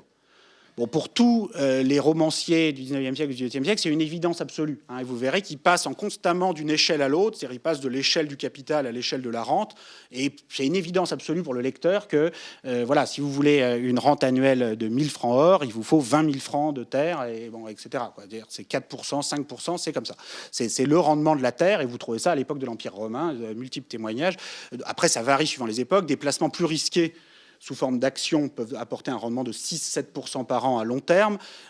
Certaines personnes peuvent faire des plus-values beaucoup plus considérables encore, d'autres font faillite. Enfin, en moyenne, vous avez des rendements du capital qui sont d'au moins 4-5% par an tout au long de l'histoire. Donc forcément, avec un taux de croissance proche de 0%, R est supérieur à G, et ça ne pose aucun problème logique. Simplement, c'est juste au contraire ça qui permet à une élite possédant son patrimoine de vivre de son patrimoine en consommant le rendement. Donc, tant que le point important, c'est que la révolution industrielle n'a pas fondamentalement changé cette logique. C'est-à-dire qu'en fait, il faut vraiment une croissance très très élevée pour changer cette logique. Mais si la croissance n'est que de 1% par an, qu'il est possible qu'elle ne soit que de 1% par an à l'avenir, et peut-être même qu'elle sera inférieure à ça, en fait, ça ne change pas fondamentalement cette logique. Parce qu'avec une croissance d'1% par an, si vous avez un rendement de 5%, il suffit que vous réépargniez un cinquième des rendements de votre capital, et vous pouvez vous permettre d'en consommer les 4 autres cinquièmes, pour que votre capital croisse au même rythme que l'économie. Et donc que vous préserviez la situation de votre famille et de votre patrimoine relativement à votre société. Donc, autrement dit, une société avec R égale 5%, G égale 1%, finalement, ce n'est pas très différent d'une société avec R égale 5%, G égale 0%. Bon, il faut faire un peu plus d'efforts, il faut réépargner un peu plus que si vous êtes propriétaire terrien au XVIIe et XVIIIe siècle, mais pas beaucoup plus dans le fond. Et pourtant, 1% par an, c'est une croissance très rapide. C'était la croissance en France au XIXe siècle à la Belle Époque, c'est la croissance aujourd'hui. Bon, vous voyez, en 30 ans, ça veut quand même dire que... bon, les technologies de l'information n'existaient pas il y a 30 ans, il y a beaucoup de choses qui ont changé. À la Belle Époque, parfois, les collègues américains, lorsque je leur montre ces résultats sur la concentration du patrimoine en France, ils me disent « Oui, mais la France, en 1910, c'est une société stagnante, rurale. » Pas du tout. Enfin, on invente l'automobile, l'électricité, la radio, le transatlantique. Alors bon, c'est moins important que Facebook, mais c'est quand même important quand même comme découverte. Donc c'est pas du tout une société stagnante, la France de la Belle Époque. C'est la croissance industrielle avec des inventions en permanence. Mais malgré ça, 1% par an, il faut se faire à l'idée que c'est une croissance qui est en fait assez rapide, parce que ça veut dire 30% tous les 30 ans, ou même un peu plus, un tiers par génération. C'est-à-dire que vous avez un tiers de l'économie qui est renouvelée chaque génération. Bon, il faut s'adapter. Hein. C'est-à-dire que pour que tout le monde trouve un emploi dans une société qui se renouvelle avec un tiers de secteurs d'activité en plus à chaque génération, on voit bien que c'est pas si facile que ça pour l'appareil de formation et pour l'organisation de la société dans son ensemble. Mais c'est pas suffisant pour contrer cet effet du rendement du capital. Donc là, il y a une contradiction logique fondamentale qui, je pense, n'est pas... Enfin, en tout cas, moi, ça m'a pris du temps à m'en imprégner, à le comprendre. Je pense que le fait qu'au XXe siècle, on a eu une croissance exceptionnellement élevée, en particulier une croissance de la population extrêmement élevée. Donc, dans ce taux de croissance qu'on voit ici au XXe siècle, la moitié, c'est de la croissance de la population, en fait. Hein, la croissance de la population mondiale a été considérable au cours du dernier siècle. Et d'après les prévisions les plus courantes, ne va pas continuer. La deuxième chose qui s'est passée au XXe siècle, évidemment, ce sont les chocs liés aux guerres qui font que le rendement du capital, ça c'est avant impôts et avant chocs liés aux guerres, si on rajoute les chocs de la période 1913-1950 et les impôts de la période 1950-2012, eh bien, le rendement du capital tombe en dessous du taux de croissance. Et ça a duré tellement longtemps, ce XXe siècle, avec des chocs très forts sur le capital et des impôts de l'après-guerre relativement élevés sur les bénéfices et sur le capital en général, qu'on a fini par croire que c'était un nouveau régime permanent dans l'après-guerre. En fait, il n'y a aucune raison logique pour que ce soit un nouveau régime permanent, et c'est plutôt le contraire. C'est-à-dire que là, bon, c'est très difficile de prévoir la suite, évidemment, mais tout laisse à penser que la croissance démographique va diminuer, que la croissance dans son ensemble va retomber vers des niveaux de 1% à 1,5% par an, et peut-être même moins. Hein. Moi, il y a des gens beaucoup plus pessimistes que moi. Et pour avoir 1,5% par an, il va quand même falloir inventer des sources d'énergie beaucoup plus propres que ce qu'on a actuellement sous la main. Sinon, ça ne peut pas durer très longtemps. Donc, 1,5% par an, c'est sans doute plutôt optimiste. Avec ça, il y a toutes les raisons de penser que le rendement du capital net d'impôt sera plus élevé que la croissance. Alors tout dépend, bon, je vais un peu accélérer, tout dépend évidemment des politiques fiscales notamment qui sont menées. Actuellement, on est sur une tendance, si on regarde les plus hauts patrimoines mondiaux, tels qu'ils nous sont décrits par le magazine Forbes, qui est tout sauf une source statistique neutre et fiable. Mais que voulez-vous? On vit dans une époque où les instituts statistiques publics ont presque démissionné de leur capacité à décrire correctement les patrimoines, et en particulier l'internationalisation des patrimoines. Et on continue de faire des enquêtes auprès des ménages où on demande gentiment aux gens quel est votre patrimoine, et on n'utilise pas du tout les transmissions automatiques d'informations bancaires qui seraient la seule façon de connaître des choses fiables sur les patrimoines. Donc on est bien obligé de prendre l'information où elle est. Donc moi c'est une source, c'est Classement Forbes que j'utilise avec beaucoup de précautions, mais qui néanmoins, dans tous les pays où il y a des classements faits par les magazines, on observe que les plus hauts patrimoines, par exemple sur ce tableau, progressent à des rythmes de 6-7% par an. Donc ça, c'est le rythme moyen de progression depuis que Forbes a commencé en 1987 son classement des milliardaires mondiaux. Si on prend une fraction constante de la population mondiale, c'est évidemment, s'il y a une population mondiale qui augmente, un PIB mondial qui augmente, c'est normal que le nombre de milliardaires augmente. Mais ce qui est plus intéressant, c'est que vous prenez une fraction constante de la population mondiale, vous regardez à quel rythme le patrimoine moyen de ce groupe augmente. Alors ce groupe, c'est pas toujours les mêmes personnes. Il y a des gens qui descendent, il y a des gens qui montent, bon, il y a des gens qui arrivent de nouveaux pays, etc. Mais il n'y a pas de raison, si vous prenez une fraction constante de la population mondiale, que son patrimoine moyen augmente plus vite que la moyenne. Là, il augmente plus vite que la moyenne, surtout il augmente 3-4 fois plus vite que la moyenne, puisqu'il augmente à 6-7% par an sur presque 30 ans, alors que le patrimoine moyen mondial par habitant adulte augmente de seulement 2,1%, le revenu moyen mondial de seulement 1,4%. Le fait que le patrimoine moyen augmente plus vite que le revenu moyen, ça correspond à cette hausse tendancielle du bêta dont je vous ai parlé tout à l'heure. On remarquera au passage que quand on dit que le PIB mondial a augmenté de 3,3% ces 20-30 dernières années, qui est à peu près le rythme actuel. Le PIB mondial va augmenter de 3,2% l'an dernier. C'est plus de la moitié, c'est de la population.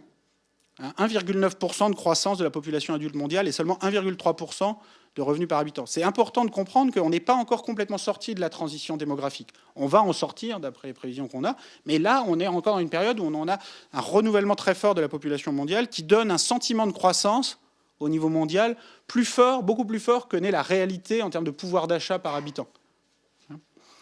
Enfin, toujours est-il que le haut de la distribution des patrimoines augmente 3-4 fois plus vite que la moyenne. Donc on est clairement dans une phase où R est très supérieur à G et où on a une augmentation. Le R est tellement élevé pour les plus hauts patrimoines qu'elles réépargnent, en tout cas qu'ils ne consomment pas la totalité de leur rendement. Et donc la concentration des patrimoines s'accroît.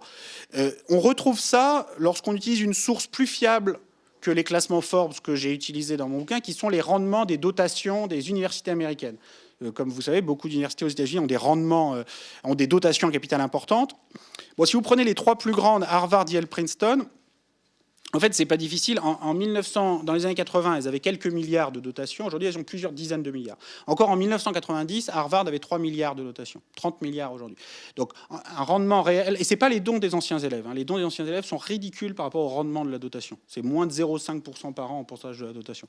Ils sont beaucoup plus pingres que ce qu'on dit, en fait. Et par contre, le rendement de la dotation elle-même est de 10% en termes réels sur 30 ans. Donc ça vous fait passer des dotations. Alors on peut dire, bon, c'est pas grave parce que Harvard utilise très bien l'argent pour produire plein de prix Nobel, tout ça. Bon, d'abord, c'est pas sûr qu'ils utilisent toujours très bien l'argent.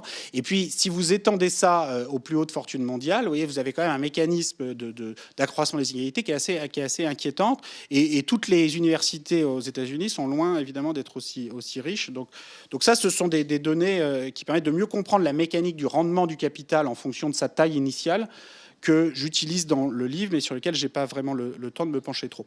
Alors, je n'ai pas vraiment non plus le temps de parler de façon approfondie de ce troisième point. Je ne sais pas combien de temps je parle, mais il est sans doute déjà assez tard.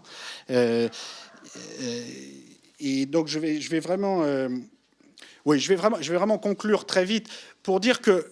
bon, les formes de l'inégalité en Amérique sont différentes des formes qu'on observe en Europe et au Japon. Historiquement, d'abord parce que vous avez une croissance démographique en Amérique qui change tout. C'est-à-dire que l'Amérique est passée de 3 millions d'habitants au moment de l'indépendance à 300 millions aujourd'hui. Donc c'est plus le même pays. La France est passée de 30 millions au moment de la Révolution française à 60 millions aujourd'hui. Donc c'est presque le même pays, presque les mêmes familles, presque les mêmes immeubles. Enfin, pas tout à fait quand même, mais ça croît lentement, quoi. Aux États-Unis, le passé n'existe pas. Donc ça a des côtés sympathiques, qui est que le patrimoine hérité, historiquement, a beaucoup moins d'importance qu'en Europe, forcément, puisque la plupart des gens arrivent d'ailleurs et n'arrivent pas forcément avec un patrimoine sur le dos. En même temps, ce pays des opportunités où le capital accumulé dans le passé compte beaucoup moins qu'en Europe, c'est aussi le pays de l'esclavage et on a une importance du capital esclavagiste au sud des États-Unis qui marque quand même une relation avec la propriété assez particulière. Et on retrouve aujourd'hui cette même ambiguïté, c'est-à-dire que d'un certain côté, on a un modèle inégalitaire américain qui se veut en tout cas plus méritocratique. Par d'autre côté, il est extrêmement inégalitaire avec, comme vous savez, des taux d'emprisonnement inégalés au monde, y compris en Chine, en Russie, en Iran, en Corée du Nord ou partout.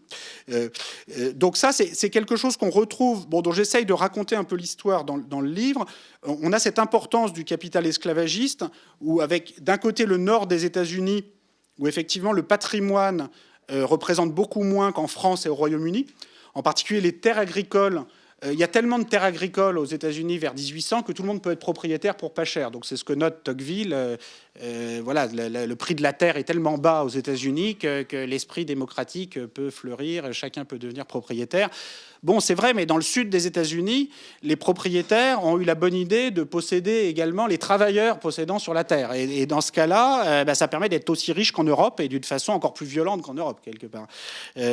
Donc les États-Unis, c'est le contraste entre une partie qui est effectivement plus égalitaire que l'Europe. Le nord des États-Unis a une répartition du patrimoine qui est moins extrême qu'en Europe au XIXe siècle. Il y a une sorte de classe moyenne patrimoniale, en tout cas blanche au nord des États-Unis au XIXe siècle qu'on n'a pas en Europe. Mais en même temps, au sud des États-Unis, c'est la forme la plus extrême d'inégalité qu'on peut avoir.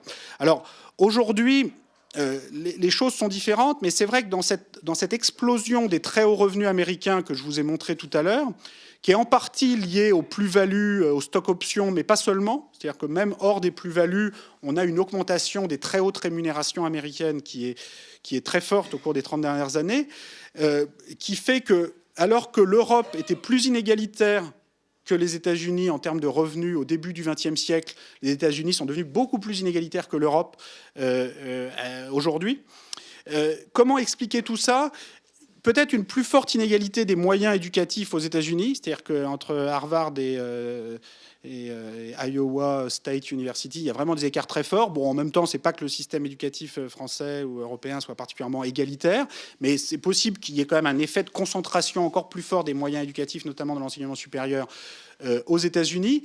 Ça suffit pas pour expliquer l'envol des très hautes rémunérations. Il y a vraiment un phénomène, je dirais, plus culturel et plus économique aussi et financier lié à l'envol des revenus des supercadres. Alors pour certains aux États-Unis, cet envol des revenus des supercadres, c'est une façon qui permet l'enrichissement sans l'héritage. Et on retrouve ce même discours un peu de ce supposé modèle hyper méritocratique dans plusieurs textes de Napoléon et aussi plus généralement dans toute la réflexion en France sur l'échelle des salaires de la fonction publique au XIXe siècle, où en France, on assume, après la Révolution française, des très très hautes rémunérations pour les préfets, pour le haut de et avec l'idée, chez Napoléon en particulier, qu'il faut que le préfet gagne suffisamment pour pouvoir rivaliser en élégance et en dignité et en qualité de vie avec les notables les plus riches de son département. Donc il y a une espèce de course-poursuite, si vous voulez, entre le super cadre et le super rentier. C'est-à-dire qu'il faut absolument payer très bien. Et de fait, les plus hauts fonctionnaires en France gagnent, vous avez jusqu'à la Première Guerre mondiale, les directeurs d'administration centrale ou même les professeurs d'université qui étaient très riches à cette époque, vous avez des traitements de 100 000 francs or, 50 000 francs or à des époques où le garçon de bureau gagnait 500 francs d'année. Vous avez des échelles de 1 à 100 dans la haute fonction publique française. Quand on explique que la France est le pays éternel de l'égalité, enfin, c'est une gigantesque blague. Enfin, la France est parfaitement capable d'assumer une inégalité extrême dans ces grandes écoles, par exemple aujourd'hui, dans les moyens qui sont alloués par rapport aux universités, ou dans ces échelles de la fonction publique au XIXe siècle. Alors, aux États-Unis, c'est un peu cette même course-poursuite entre les hauts cadres et les hauts patrimoines, mais poussé à un point extrême. C'est-à-dire, c'est un peu ça le modèle inégalitaire américain actuel. Alors, le problème, évidemment, c'est que ce supposé modèle hyper méritocratique peut vraiment, comme je disais tout à l'heure, être le pire des mondes pour ceux qui ne sont ni l'un ni l'autre, qui ne sont ni super cadres ni super rentiers, puisqu'ils sont pauvres, ils ont une part décroissante des revenus du travail, du patrimoine, et en plus, on les décrit comme peu méritants, improductifs, ce qui est d'autant plus insupportable que si on essaye d'expliquer l'envol des très hautes rémunérations américaines au cours des 30-40 dernières années, on ne va pas aller très loin avec simplement un raisonnement en termes de productivité des supercadres. Et on a vraiment l'impression, si on essaye de regarder objectivement les données, que c'est bien davantage dû à une hausse du pouvoir de négociation des cadres dirigeants et aussi une baisse des taux supérieurs d'imposition qui ont totalement bouleversé la donne aux États-Unis. Et je voudrais conclure sur ce point parce que ça me permet aussi d'avoir, je ne sais pas si c'est un message d'optimisme, mais en tout cas un message consistant à dire que rien n'est écrit à l'avance. C'est-à-dire que l'histoire de l'inégalité, l'histoire de la répartition des revenus, des patrimoines, l'histoire des impôts aussi, c'est une histoire qui est tout sauf déterministe. Donc là, vous avez un bref résumé de l'histoire du taux supérieur de l'impôt sur le revenu dans 4 pays. Et vous voyez, bon, avant la Première Guerre mondiale, il n'y avait pas d'impôt sur le revenu ou alors avec des taux très, très faibles. Dans les années 20, on invente d'un seul coup, notamment aux États-Unis, des taux extrêmement élevés d'une façon politiquement parfois tout à fait étonnante. En France, c'est le bloc national, donc une des chambres les plus à droite de toute l'histoire de la République, qui vote l'impôt sur le revenu à 60%. Ce sont les mêmes parlementaires qui refusaient l'impôt sur le revenu à 2% en 1914. Donc qu'est-ce qui s'est passé entre les deux ? Voilà, la guerre mondiale a mis les finances publiques dans l'état pas possible. La révolution bolchevique a fait prendre conscience du fait qu'après tout, l'impôt progressif sur le revenu est une forme plus douce que l'expropriation. Enfin, c'est tout le paysage intellectuel qui s'est trouvé transformé. Ça montre aussi que les gouvernants font parfois, quand ils arrivent au pouvoir, des choses très différentes de ce qu'ils avaient prévu avant d'y arriver. Et d'autant plus qu'ils n'ont pas toujours prévu grand-chose. Et donc, ça leur permet de... Bon, on voit aussi que les États-Unis...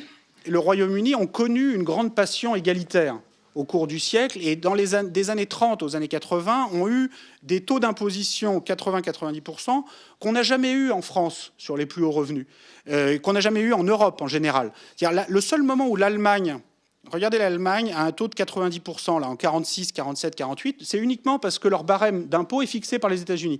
C'est les autorités d'occupation américaines qui fixent le barème. Et dès que la République fédérale retrouve sa souveraineté en 49, elle redescend très rapidement le taux, parce que ça lui paraît fou, ces taux d'imposition à 80-90%. Exactement la même chose au Japon. Là, j'ai pas mis le Japon sur le graphique, mais exactement la même chose. De 46 à 48, le taux supérieur est de 90% au Japon. Il retombe très vite dès que le Japon retrouve sa souveraineté fiscale. Et si les États-Unis font ça en Allemagne et au Japon, c'est pas pour les punir, hein. Ils font juste la même chose que ce qu'ils font aux États-Unis en même temps. Donc ils leur apportent la démocratie et l'impôt confiscatoire sur les très hauts revenus parce que ça va ensemble dans la conception américaine de l'époque. Donc tout ça montre que les choses peuvent changer plus vite qu'on croit et qu'on n'est pas... Enfin, l'idée qu'il y a des identités nationales éternellement égalitaires ou éternellement inégalitaires est fausse. Il y a des combats politiques, il y a des luttes sociales, il y a des événements historiques qui font que tout ça change parfois de façon étonnante. Les États-Unis, le Royaume-Uni sont partis dans un cycle depuis les années 70-80 où ça les a amenés avec le même enthousiasme que pendant la phase précédente, mais dans l'extrême inverse. Bon, ça fait partie du charme américain. Et je pense que ça explique en grande partie cette très forte hausse des rémunérations des hauts cadres dirigeants aux États-Unis. On a la même évolution pour l'impôt sur les successions, dont on voit là aussi que ce sont les États-Unis, le Royaume-Uni, qui ont eu un impôt sur les successions avec des taux supérieurs extrêmement élevés au XXe siècle, beaucoup plus que la France et l'Allemagne, sauf quand l'Allemagne était occupée par les États-Unis. Voilà, je m'arrête là. J'ai déjà donné tous ces éléments de conclusion. C'est une histoire politique. On ne peut pas simplement appliquer des catégories de l'histoire économique pour comprendre cette histoire. C'est l'histoire de la répartition des richesses. Elle est toujours sociale, culturelle, politique. Je ne pense pas qu'il faille découper ces différentes formes de savoir historique et de recherche en sciences sociales. Mes conclusions sont tout de même un peu moins apocalyptiques que celles de Karl Marx, ce qui ne met pas la barre très très haut, mais c'est toujours ça, c'est-à-dire que d'une certaine façon, elles sont en même temps plus inquiétantes que celles de Marx, parce qu'au moins chez Marx, il y a un schéma, il y a une solution qui arrive au bout du schéma explicatif, qui est que vous avez une apocalypse généralisée à la fin, avec la baisse tendancielle du taux de profit, qui fait que les pays capitalistes vont finir par se battre entre eux pour protéger leurs investissements extérieurs, etc. Moi, ce que je vois dans mon analyse historique, c'est qu'on peut tout à fait continuer.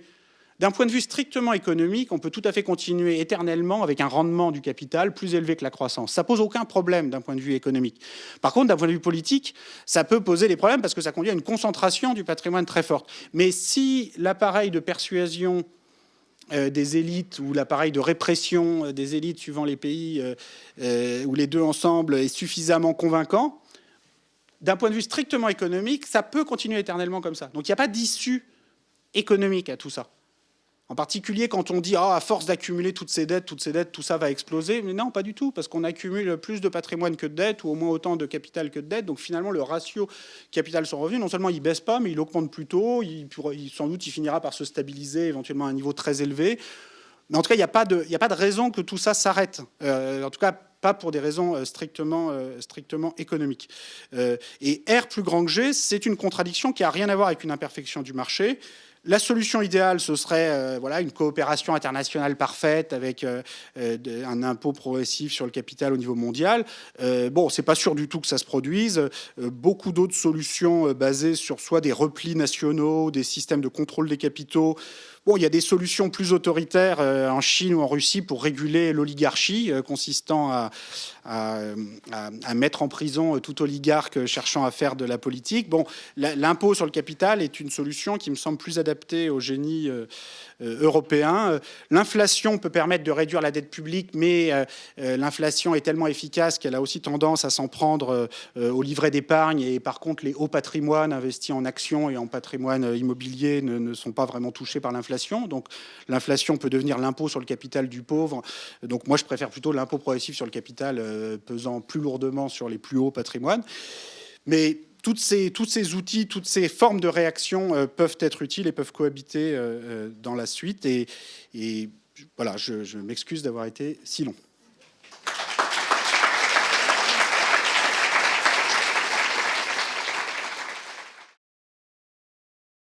Fréquemment, dans les études historiques économiques, on tient compte de l'inflation pour permettre des comparaisons dans la durée. J'imagine que vous avez étudié cette question parce que, apparemment, si j'ai peut-être mal compris, vous semblez considérer, vous n'avez, semble-t-il en tout cas pas, apparemment, dans ce que j'ai compris, pris en compte cette approche traditionnelle. Sans doute vous avez des raisons pour cela.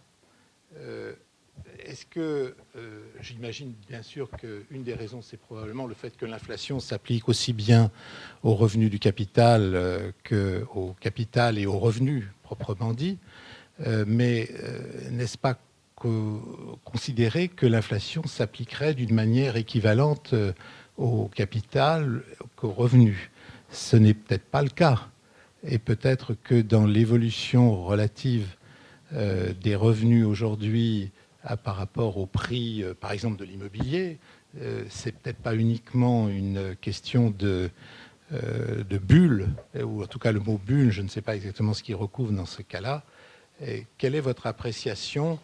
Pourquoi avez-vous, semble-t-il, sauf à ce que vous me disiez l'inverse, pourquoi avez-vous écarté cette approche traditionnelle de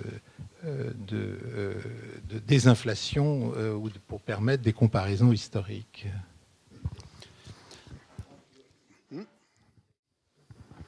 Alors moi j'ai une question d'ordre technique. C'est pourquoi est-ce que vous comparez le rendement du capital R à la croissance plutôt que à la croissance moins la croissance démographique? Parce que ce serait plutôt la croissance moins la croissance démographique qui donnerait la hausse du revenu d'une année sur l'autre. Voilà, peut-être dans votre exposé, vous avez peu évoqué le progrès technique. Donc, si j'ai bien compris, en fait, avec l'augmentation de la part du capital, est-ce que l'augmentation du progrès technique ou sa vitesse d'ailleurs d'augmentation n'est pas un facteur encore accélérant finalement pour augmenter la part du capital par rapport aux revenus d'une part et question qui va avec, qu'est-ce que vous pensez de cette thèse de certains économistes américains qui disent que la reprise actuelle crée très peu d'emplois et risque de faire disparaître une bonne partie de la classe moyenne actuelle qui représente ces 30% ou 40% à peu près du capital actuellement? Oui, une question plus anecdotique. Dans un de vos graphiques, on voit clairement là, que la part du capital sur le revenu est de 400% en Allemagne et de 600% en France. Comme on a beaucoup l'habitude de se comparer beaucoup avec l'Allemagne, toujours en mieux, est-ce que ça ne veut pas dire... Est-ce que ça, c'est peut-être la composante de l'immobilier qui est beaucoup plus cher en France? Je ne sais pas. Est-ce que ça ne mérite pas un développement dans l'état actuel des choses, où on est toujours en train de mettre l'Allemagne en avant, ce qui montrerait qu'elle serait d'ailleurs plus égalitaire que nous, là. Et c'est d'autant plus contradictoire que le taux de croissance démographique est nul en Allemagne, et alors qu'il est plus important en France. Oui, j'ai eu l'impression que le titre « Le capital au XXIe siècle » visait à effacer un autre titre plus connu, « Le capital ». Je me suis demandé pourquoi il y avait ce parti pris tout au long de l'exposé de confondre capital et patrimoine. Peut-être que le retour au cycle A-M-A' aurait permis de faire la différence. Je veux dire par là que si je suis propriétaire d'un bel appartement dans un bel immeuble haussmannien, mettons de 6 ou 7 pièces, ça ne fait pas de moi un capitaliste. De la même manière, parler de classe moyenne patrimoniale ne me semble pas équivalent à une illusoire classe moyenne capitaliste. Donc il y a, dans cet exposé, en tout cas, peut-être ce n'est pas le cas dans le livre, une étonnante confusion de concepts qui sont fondamentalement différents. J'ai eu la surprise également, mais peut-être que vous allez vous en démarquer, de voir le recours à la fonction de Cobb-Douglas, paramétrée par un paramètre de substituabilité entre capital et travail. Donc, en bon lecteur de Marx, je pensais que seul le travail créait de la richesse, et dans cette fonction, on découvre avec stupeur que le capital créerait de la richesse. Enfin, la conclusion encore affichée au tableau me laisse pantois. Les révolutions sont-elles nécessairement des issues apocalyptiques ?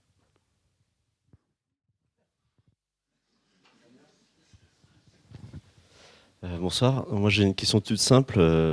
Vous parlez pas du tout de la Chine et à un moment donné vous parlez des 8 plus gros PIB et je sais pas, vous les remplacez par l'Australie. Donc est-ce que c'est parce qu'il y a pas assez de données ou tout simplement parce que c'est trop récent je sais pas. Voilà, merci.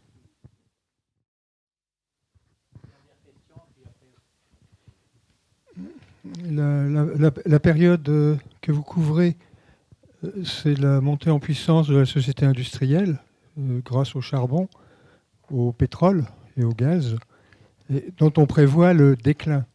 Alors, quel impact a eu et quel impact aura les énergies fossiles, mais aussi les métaux, qui vont suivre le même trajet, sur la production de richesses et sur les revenus ?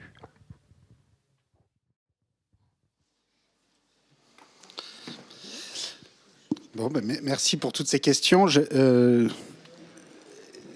vais essayer de les reprendre dans l'ordre. Alors, l'inflation, elle est pleinement prise en compte. Hein, et dès le chapitre 1, je fais toute la chronologie de l'inflation au cours des 3 derniers siècles et j'explique tout le rôle que ça va jouer dans l'analyse qui suit. Donc c'est vrai que là, j'ai pas eu le temps de... Je l'ai évoqué quelques fois, mais j'ai pas eu le temps de reprendre exactement le rôle joué par l'inflation. L'inflation peut jouer un rôle et a joué historiquement un rôle énorme pour redistribuer le capital. C'est-à-dire qu'en soi, l'inflation n'augmente pas ni ne diminue le ratio bêta. Ce serait quand même miraculeux si la planète entière pouvait augmenter ou diminuer son bêta juste en imprimant des billets de banque. Quand même.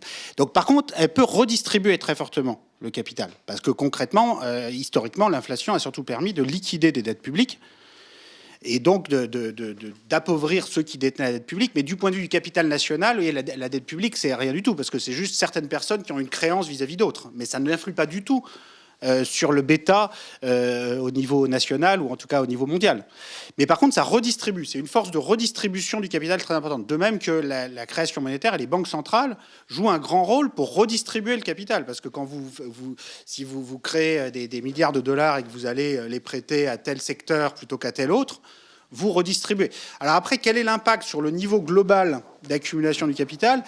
Bon, ça peut aller dans les deux sens. C'est-à-dire, si le fait de liquider par l'inflation les dettes publiques du passé, ça permet de repartir dans une reconstruction, comme en France en 1945-50, de façon plus rapide, c'est très positif. Après, si la création monétaire, vous l'utilisez pour protéger des secteurs et empêcher d'autres entrants d'arriver sur le secteur, ça peut être négatif. Donc, tout dépend de ce que vous faites, des quantités de monnaie que vous imprimez. Il n'y a pas de réponse générale. Mais dans le cas, quand même, des liquidations par l'inflation des dettes publiques au XXe siècle, je pense que ça a été plutôt ça a été des expériences réussies. Ça a laissé une trace compliquée dans les mémoires. Parce que, prenez la France. Parce qu'on dit toujours l'Allemagne est traumatisée par l'inflation des années 20. Bon, c'est vrai, mais je pense que la France aussi a un traumatisme fort. Vous avez en France, en 1945, 46, 47, 48, 49, 5 années de suite, plus de 50% d'inflation par an. Alors, il n'y a plus de dette publique à la sortie. Hein. En 1950, la dette publique, qui pourtant en 1944-45 est de près de 200% du PIB, hein, parce qu'on dit aujourd'hui, c'est horrible, on a 100% du PIB en dette publique, mais il y a déjà eu 2 fois plus que ça dans l'histoire. Le Royaume-Uni au XIXe siècle avait 200% du PIB, en France aussi en 1944-45. Mais quand vous avez 50% d'inflation, oui, mais vous savez, au niveau mondial, c'est toujours détenu par des humains. Hein, donc ça revient au même. Si on raisonne à une échelle un peu plus large, au niveau européen, on détient notre dette. C'est-à-dire que ce qui est détenu en dehors de l'Europe est inférieur à ce que les Européens détiennent en dehors de l'Europe. Donc au total, l'Europe n'est pas possédée par l'émir du Qatar, quoi, contrairement à ce qu'on prétend parfois. L'Europe détient dans le reste du monde plus d'actifs financiers que le reste du monde en détient en Europe. Donc au total, c'est comme si notre dette était strictement interne. Alors, en 1900, à l'après-guerre, on liquide la dette dans l'inflation. Donc, vous voyez, quand vous avez 50% d'inflation 5 années de suite, en 1950, la dette publique, c'est moins de 20% du PIB. Et c'est plutôt une bonne chose. Sauf qu'au passage, vous avez aussi liquidé toute l'épargne monétaire de classe moyenne, de classe populaire, de personnes âgées. Et vous vous retrouvez en 1956 à créer le minimum vieillesse parce que vous avez une pauvreté du troisième âge.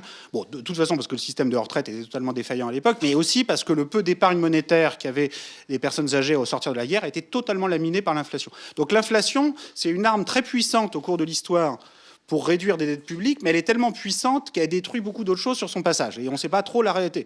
Donc... mais ça joue un rôle très important dans toutes ces histoires, et ça n'a pas commencé au XXe siècle, les assignats révolutionnaires, la dette publique en France. Enfin, donc j'essaye vraiment de raconter cette histoire dans le livre, la façon dont la France se retrouve en 1815 avec aucune dette publique, alors qu'au contraire, les Anglais qui refusent l'inflation avec obstination jusqu'aux années 60, 1960, mettent un siècle de 1815 à 1913 pour réduire leur énorme dette publique. Et pendant un siècle, parce qu'ils refusent l'inflation, parce qu'ils refusent aussi l'impôt sur le capital privé, les Anglais consacrent en intérêt de leur dette à leur propre rentier 2-3 fois plus que tout ce qu'ils investissent dans leurs écoles. Ce qui est quand même un peu bête pour préparer le XXe siècle. Et j'ai peur par moment qu'on fasse un peu la même chose en Europe actuellement. C'est-à-dire qu'on se retrouve à investir, à se payer à nous-mêmes finalement des intérêts de dette publique beaucoup plus importants que ce qu'on investit, par exemple, dans notre enseignement supérieur. Donc cette analyse de l'inflation, elle joue un rôle, avec les limites qu'a l'inflation par rapport à des solutions plus organisées, telles que l'impôt progressif sur le capital privé, qui permet mieux que l'inflation de cibler qui va être protégé, les petits patrimoines, et qui va être mis à contribution, les plus hauts patrimoines. L'inflation ne fait pas dans le détail. Est-ce que le rendement du capital doit être comparé au taux de croissance dans son ensemble ou simplement au taux de croissance de la productivité ? C'est une question compliquée. Pour certaines choses, on peut vouloir le comparer à la taux de croissance de la productivité. Mais en général, il faut aussi prendre la croissance de la population, parce que la croissance de la population mesure quelque chose de très important pour ce qui est de reproduction dans le temps du patrimoine. En particulier, la croissance de la population mesure à quel rythme les patrimoines sont divisés d'une génération sur l'autre, du point de vue de l'héritage. Donc vous voyez, ça, même si vous n'aviez aucune croissance de la productivité, le simple fait, si vous êtes dans une société, comme je disais tout à l'heure, où vous avez chacun 10 enfants, bon, à chaque génération, l'héritage ne compte pas beaucoup. Donc c'est vraiment, il faut comparer le taux de rendement du capital au taux de croissance totale, mais c'est vrai que j'ai fait comme si c'était exactement équivalent, croissance de la population, croissance de la productivité. Vous avez raison que c'est quand même, il faut un peu plus distinguer les deux, que j'ai pu le faire là. Le rôle du progrès technique dans le schéma explicatif, le progrès technique, il détermine le rythme de croissance de la productivité à long terme, donc ça joue un rôle important dans mon schéma R versus G. Le progrès technique joue aussi un rôle important dans la mesure où, suivant s'il est plutôt intensif en travail ou en capital, le progrès technique peut aggraver ou un peu améliorer les choses.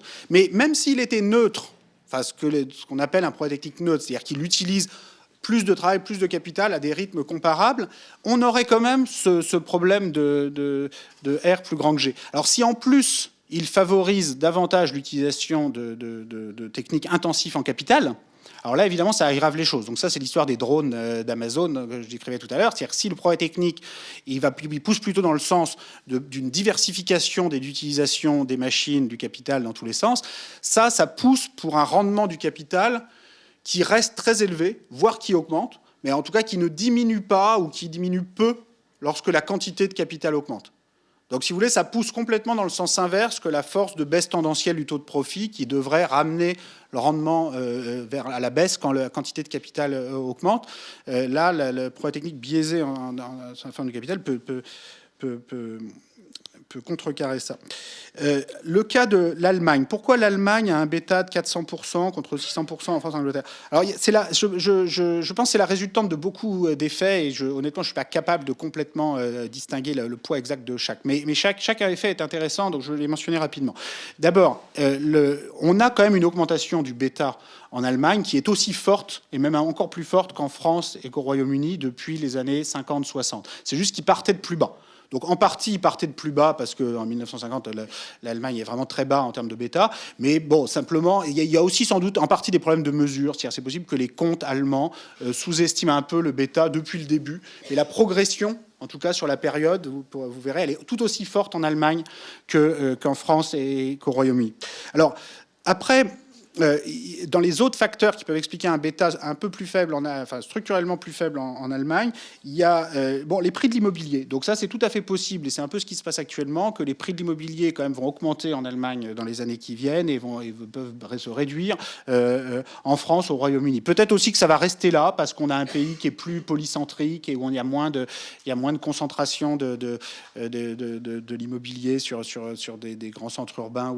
Il peut y avoir aussi des facteurs de régulation du marché immobilier, c'est-à-dire que le contrôle des loyers est un peu plus fort en Allemagne, et il faut bien voir que le bêta, il reflète à la fois des effets réels d'accumulation de capital, mais aussi des effets sociaux, entre guillemets, c'est-à-dire quelles sont les institutions par lesquelles le marché met un prix sur le capital et par lequel on limite aussi la capacité du marché à mettre un prix sur le capital. Donc ça vaut aussi bien pour le capital immobilier. Donc par exemple, si vous avez un contrôle des loyers très fort, ça limite le niveau des loyers, ça limite aussi la valeur de l'immobilier qui va avec.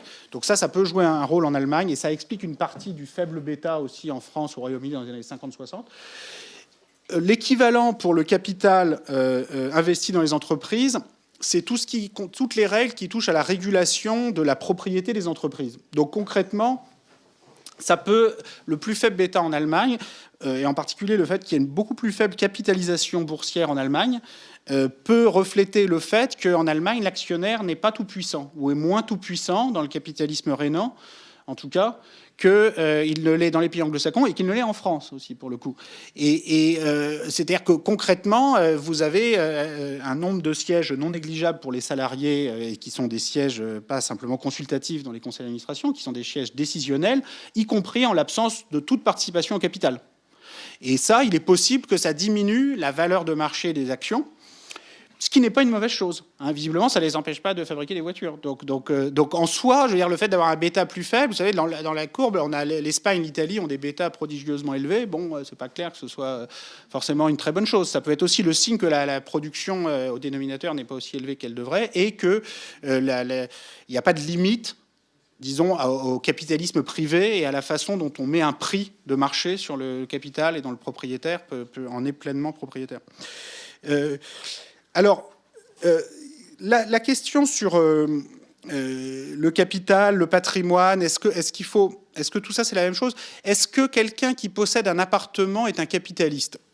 Alors, je ne sais pas, est-ce que quelqu'un qui possède un immeuble est un capitaliste? Est-ce que quelqu'un qui possède 10 immeubles est un capitaliste? Bon, je ne sais pas, moi c'est vrai que je préfère quand même prendre en compte toutes les formes de détention, aussi bien de patrimoine immobilier que de patrimoine financier, parce qu'en pratique, il y a quand même une porosité. Bon, c'est vrai, c'est pas la même chose, un petit propriétaire qui possède juste son appartement et quelqu'un qui possède un très grand portefeuille d'actions en entreprise. Je vous suis tout à fait là-dessus.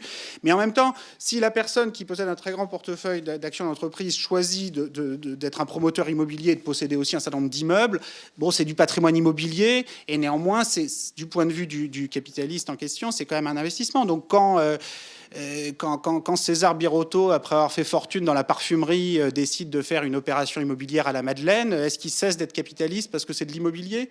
Je ne crois pas. Donc je pense que essayer d'avoir une vision globale du capital et des différents actifs immobiliers et financiers, c'est plutôt une bonne chose. Et en particulier, le rendement du capital, c'est en partie les loyers, la valeur locative, c'est une partie importante des rendements du capital. Et Bon, maintenant, il y a des histoires particulières à chaque forme de capital. Et l'histoire du capital immobilier n'est pas l'histoire du capital boursier, n'est pas l'histoire du capital pétrolier, esclavagiste. Donc, il ne faut pas non plus toujours agréger tout en une seule forme de capital cas. C'est limitatif. Et j'essaye, dans le livre, de rendre justice à toute cette multidimensionnalité du capital. Alors, sur l'apocalypse révolutionnaire qui était tout à l'heure là, oui, vous avez raison, la révolution, c'est pas forcément apocalyptique. Bon, les guerres, c'est mieux si on peut faire sans, mais parfois c'est nécessaire. Je veux dire que, vous savez, moi je suis pas... Bon, entre il y a toute forme de redistribution du capital. Il y a la forme parfaitement apaisée qui est la forme fiscale, où il y a un grand agora mondial ou national, voilà, et où on se met d'accord sur un barème d'imposition, où chaque classe sociale va être imposée suivant l'état de droit, avec des règles précisées à l'avance. Bon, ça, c'est la forme un peu idéale, apaisée de la redistribution. Bon, il y a l'autre forme extrême qui est la guerre, qui existe pas seulement dans le passé lointain, mais qui existe dans le passé pas si lointain que ça. Moi, je fais partie d'une génération, quand j'étais élève ici, qui a été très marquée par la première guerre du Golfe en 1991, où les pays occidentaux, en quelques semaines, ont décidé d'envoyer 1 million d'hommes de troupes pour aller rendre le capital pétrolier aux émirs du Koweït. Donc ça, c'est un exemple de redistribution du capital par les armes d'une façon tout à fait extrême. Alors, manque de peau, ça allait sans doute dans le mauvais sens comme redistribution du capital. Mais c'est important de s'en rappeler parce que quand on dit aujourd'hui la puissance publique ne peut rien faire face aux Bahamas ou à Jersey, ils sont trop forts pour nous, c'est pas possible, nous ne pouvons que nous agenouiller face à la puissance des paradis fiscaux, bon, ça fait quand même doucement rigoler, quoi, parce qu'on a quand même l'impression que quand la puissance publique veut faire respecter ses décisions, elle sait le faire, et bon, il n'y aurait pas besoin d'envoyer d'1 million d'hommes de troupes à Jersey pour changer la régulation financière. Un petit embargo suffirait instantanément à obtenir le résultat. Donc moi, je me fais pas... Vous savez, vous avez raison, la guerre, elle existe comme forme de redistribution, la révolution, l'impôt, et moi, je pense que le monde réel, il est toujours entre les deux, entre ces deux extrêmes, et parfois il utilise aussi ces deux extrêmes. Bon, simplement, ça n'empêche pas d'essayer de débattre sereinement de ce que pourrait être une redistribution apaisée, idéale, sans pour autant se faire d'illusions sur le fait que les formes que prendront ces redistributions à l'avenir seront sans doute assez éloignées de ces formes idéales. La Chine, elle était là il y a un instant, mais... elle est repartie. J'essaye de faire jouer aux pays émergents un rôle quand même dans le livre. Bon, c'est vrai que les données historiques sur la Chine ou sur les pays moins développés sont beaucoup plus limitées que pour la France, le Royaume-Uni, les États-Unis, l'Allemagne, le Japon. Donc c'est vrai que ce livre traite beaucoup des pays développés, mais essaye, quand je me projette dans l'avenir, de faire jouer tout son rôle à la Chine et en particulier du point de vue de la patrimonialisation du monde et de la Chine en particulier qui joue un rôle important dans le livre. Et je finis sur la dernière question en notant que la question des énergies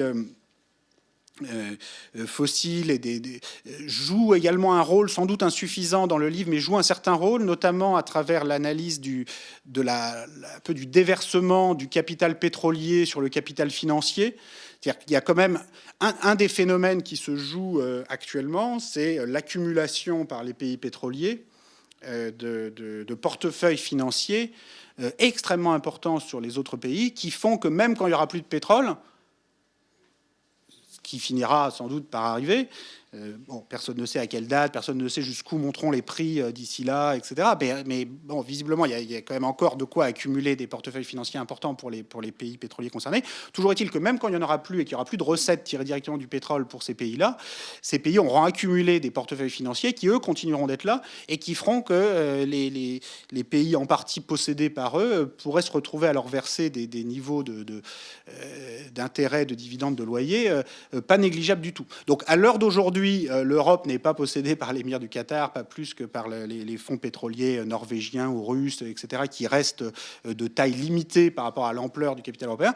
Mais si on fait des projections très incertaines à l'horizon 2020, 2030, 2040, ça peut quand même prendre une ampleur assez considérable. Pas forcément aussi importante que le capital financiers détenus à l'époque coloniale par la France et le Royaume-Uni vis-à-vis du reste du monde. Mais bon, évidemment, la différence, c'est que là, les pays européens pourraient se retrouver dans le rôle du possédé plutôt que du possédant. Donc, c'est beaucoup plus inquiétant pour les personnes concernées. Donc, ça joue un certain rôle dans le livre. Bon, après, sur les formes suivantes d'énergie, j'ai rien d'intelligent à dire là-dessus. Donc, la question est posée dans le livre comme elle mérite de l'être, mais j'ai aucune réponse particulière à apporter nouvelle sur la question. Bien, on essaye une autre série de questions avant de lever la séance. Et je commencerai par personnellement, je vous poserai une question. J'ai trouvé le livre est vraiment très, très intéressant dans la mesure où il présente des séries qui vont sur 2 à 3 siècles d'évolution du capitalisme. Et au-delà, finalement, des différentes formes que le capitalisme ait pris pendant ces 3 siècles, il y a des tendances générales qui se maintiennent au niveau de répartition du capital, de l'inégalité de revenus, etc., sauf une petite période entre 15 et 50, 1915-1950, et vous soulignez guerre, mouvements sociaux, révolution bolchevique. Ça, c'est à peu près les 3/4 du livre. Et dans le dernier quart du livre, vous abordez certaines pistes. Qu'est-ce qu'on pourrait faire? Vous commencez par l'impôt sur le capital. Et donc, il faudrait un impôt mondial sur le capital. Quelques lignes après, vous dites non, c'est quand même, ce serait trop beau si il y avait un impôt sur le capital à l'échelle mondiale. Donc, on va le faire sur un certain nombre de pays. Un certain nombre de pays, ça paraît encore trop beau. On pourrait le faire au niveau de l'Europe. Ça paraît encore trop beau. On en arrive à un certain nombre de pays de l'Union européenne. Bon. Mais comment, par quel rapport de force, au niveau politique, on pourrait arriver à cet impôt sur le capital à l'échelle mondiale ou à un certain nombre de pays? Parce que si c'est un certain nombre de pays de l'Union européenne qui instaurent un impôt sur le capital avec la liberté complète de circulation du capital, des investissements, etc., ben, ils vont aller à côté.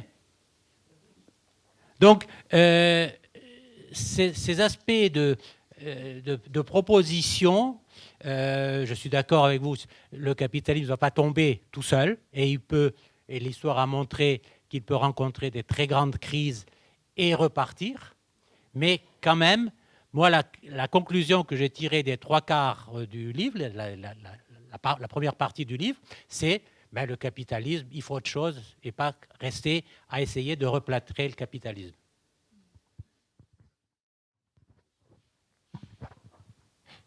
Moi, je voulais savoir ce que vous en pensez. Qu'est-ce que vous pronostiquez? Enfin, je ne vous demande pas de faire Madame Soleil, hein, mais par rapport à votre travail, comment vous pronostiquez la répartition des richesses dans l'avenir?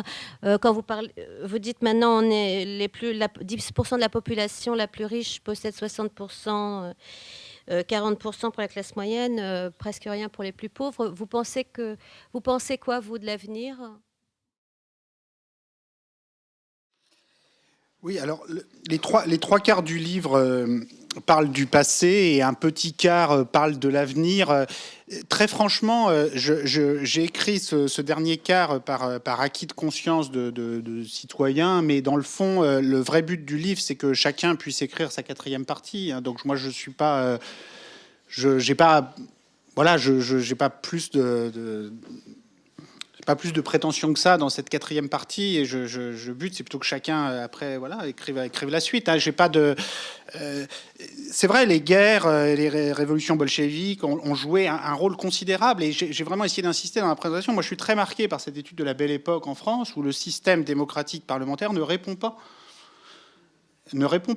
Et où finalement c'est la guerre et les chocs violents qui font qu'on va changer de système, des choses qui paraissaient complètement impossibles avant la guerre, l'impôt progressif sur le revenu, la sécurité sociale, etc., finissent par se mettre en place, mais dans le chaos de la guerre. Alors, est-ce que ça veut pour autant, est-ce que ça veut dire que ça se passera forcément comme ça la prochaine fois? Bon, c'est pas sûr non plus. On peut pas. Donc moi, j'ai rien de particulier à dire là-dessus. Je veux pas faire Madame Soleil, si ce n'est que bon, voilà, j'ai choisi d'être chercheur plutôt que guerrilleros. C'est parce que je crois quand même que les livres comme armes politiques et le débat démocratique plus généralement peut permettre peut-être d'arriver à des solutions très rationnelles. Parce que quand même, je veux juste reprendre sur la question, est-ce qu'il faut changer le capitalisme? C'est très bien, mais la guerre en tant que telle ne le change pas. Elle crée un choc terrible et après on invente en direct, dans l'improvisation, des solutions qui sont parfois bonnes, parfois mauvaises, parfois totalitaires, parfois démocratiques. Enfin, c'est pas en soi la guerre, c'est pas ça qui permet d'inventer quelque chose de formidable. Donc ça ne dispense pas, enfin, quelle que soit la nature des chocs qu'il y aura par la suite. Et je suis persuadé que l'histoire continuera d'être rythmée par des chocs, des conflits, des mouvements sociaux, des mouvements nationalistes, des replis.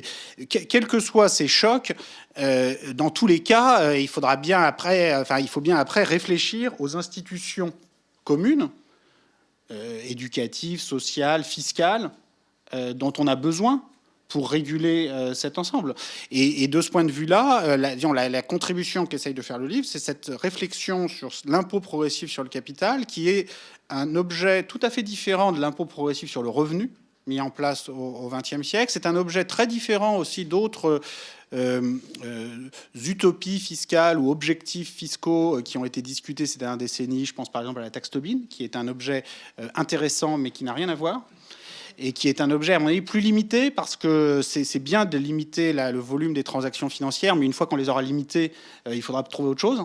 Parce que même si les transactions financières étaient réduites au volume qu'elles devraient, et même elles étaient réduites à très peu de choses, et ce qui est bien que la taxe rapporterait très peu de choses et qu'elle aurait parfaitement rempli son objectif, on aurait plein d'autres problèmes à régler, en particulier pour répartir les patrimoines. J'ajoute que si la taxe sur les transactions financières rapportait des dizaines de points de PIB, ce serait un petit peu embêtant, parce qu'on n'est pas très bien sûr de comment ça se répartirait à la sortie.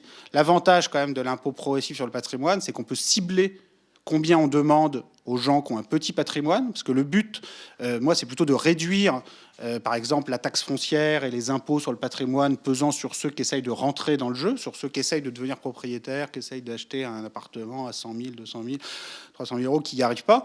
Donc d'avoir un impôt progressif sur le patrimoine qui taxe très très peu ou pas du tout les petits patrimoines, et puis qui monte éventuellement à des taux très élevés.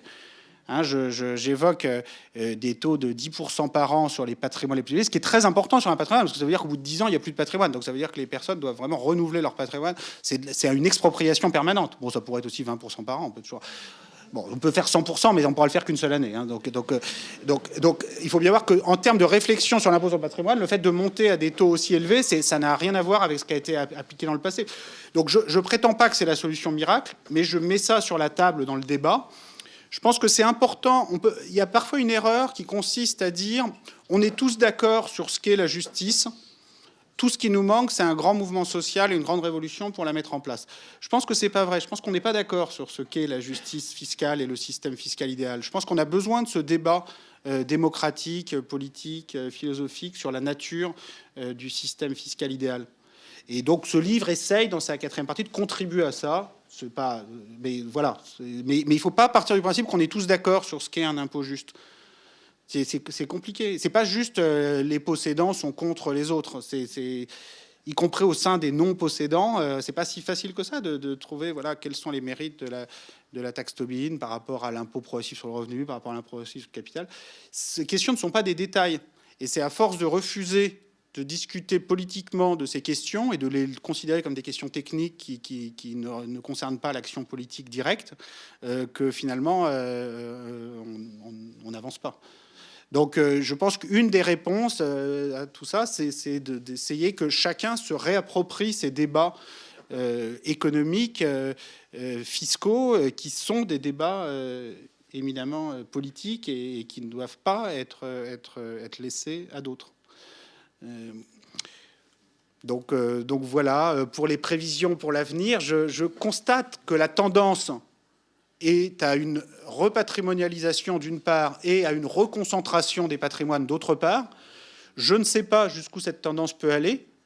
Ce que je sais, c'est qu'il n'y a pas de pilote dans l'avion, que notre capacité d'observation des évolutions est de plus en plus faible, et qu'on peut se réveiller un matin avec une concentration des patrimoines qui a retrouvé des niveaux de l'avant-première guerre mondiale, avec potentiellement des niveaux de capture du processus politique qu'on voit déjà en partie aux États-Unis, je pense, pas encore tout à fait en Europe, mais qui peuvent venir.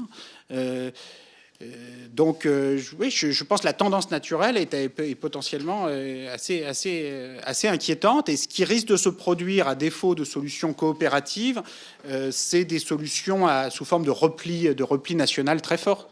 De sortir, concrètement, la construction européenne devient de plus en plus difficile à défendre par moment. Et je pense aussi, pour répondre à cette question, que des formes d'union renforcée entre un nombre réduit de pays européens ne pourraient fonctionner qu'avec une relative fermeture vis-à-vis des autres pays ne rentrant pas dans cette union renforcée. Et donc concrètement, des réintroductions de contrôle de capitaux et de sanctions commerciales vis-à-vis des pays ne faisant pas partie de cette union renforcée sont presque inévitables et indispensables. Même si dans l'absolu, ce serait mieux, le protectionnisme en soi n'apporte pas de prospérité particulière, et ce serait mieux de pouvoir faire cette coopération au niveau le plus large possible. Mais de façon réaliste, une phase au moins provisoire de relative fermeture d'un petit nombre de pays est sans doute indispensable. Nous remercions M. Piketty. Si vous voulez, il y a des livres de Thomas Piketty et vous pouvez aussi avoir sa signature sur le livre qui augmentera votre patrimoine.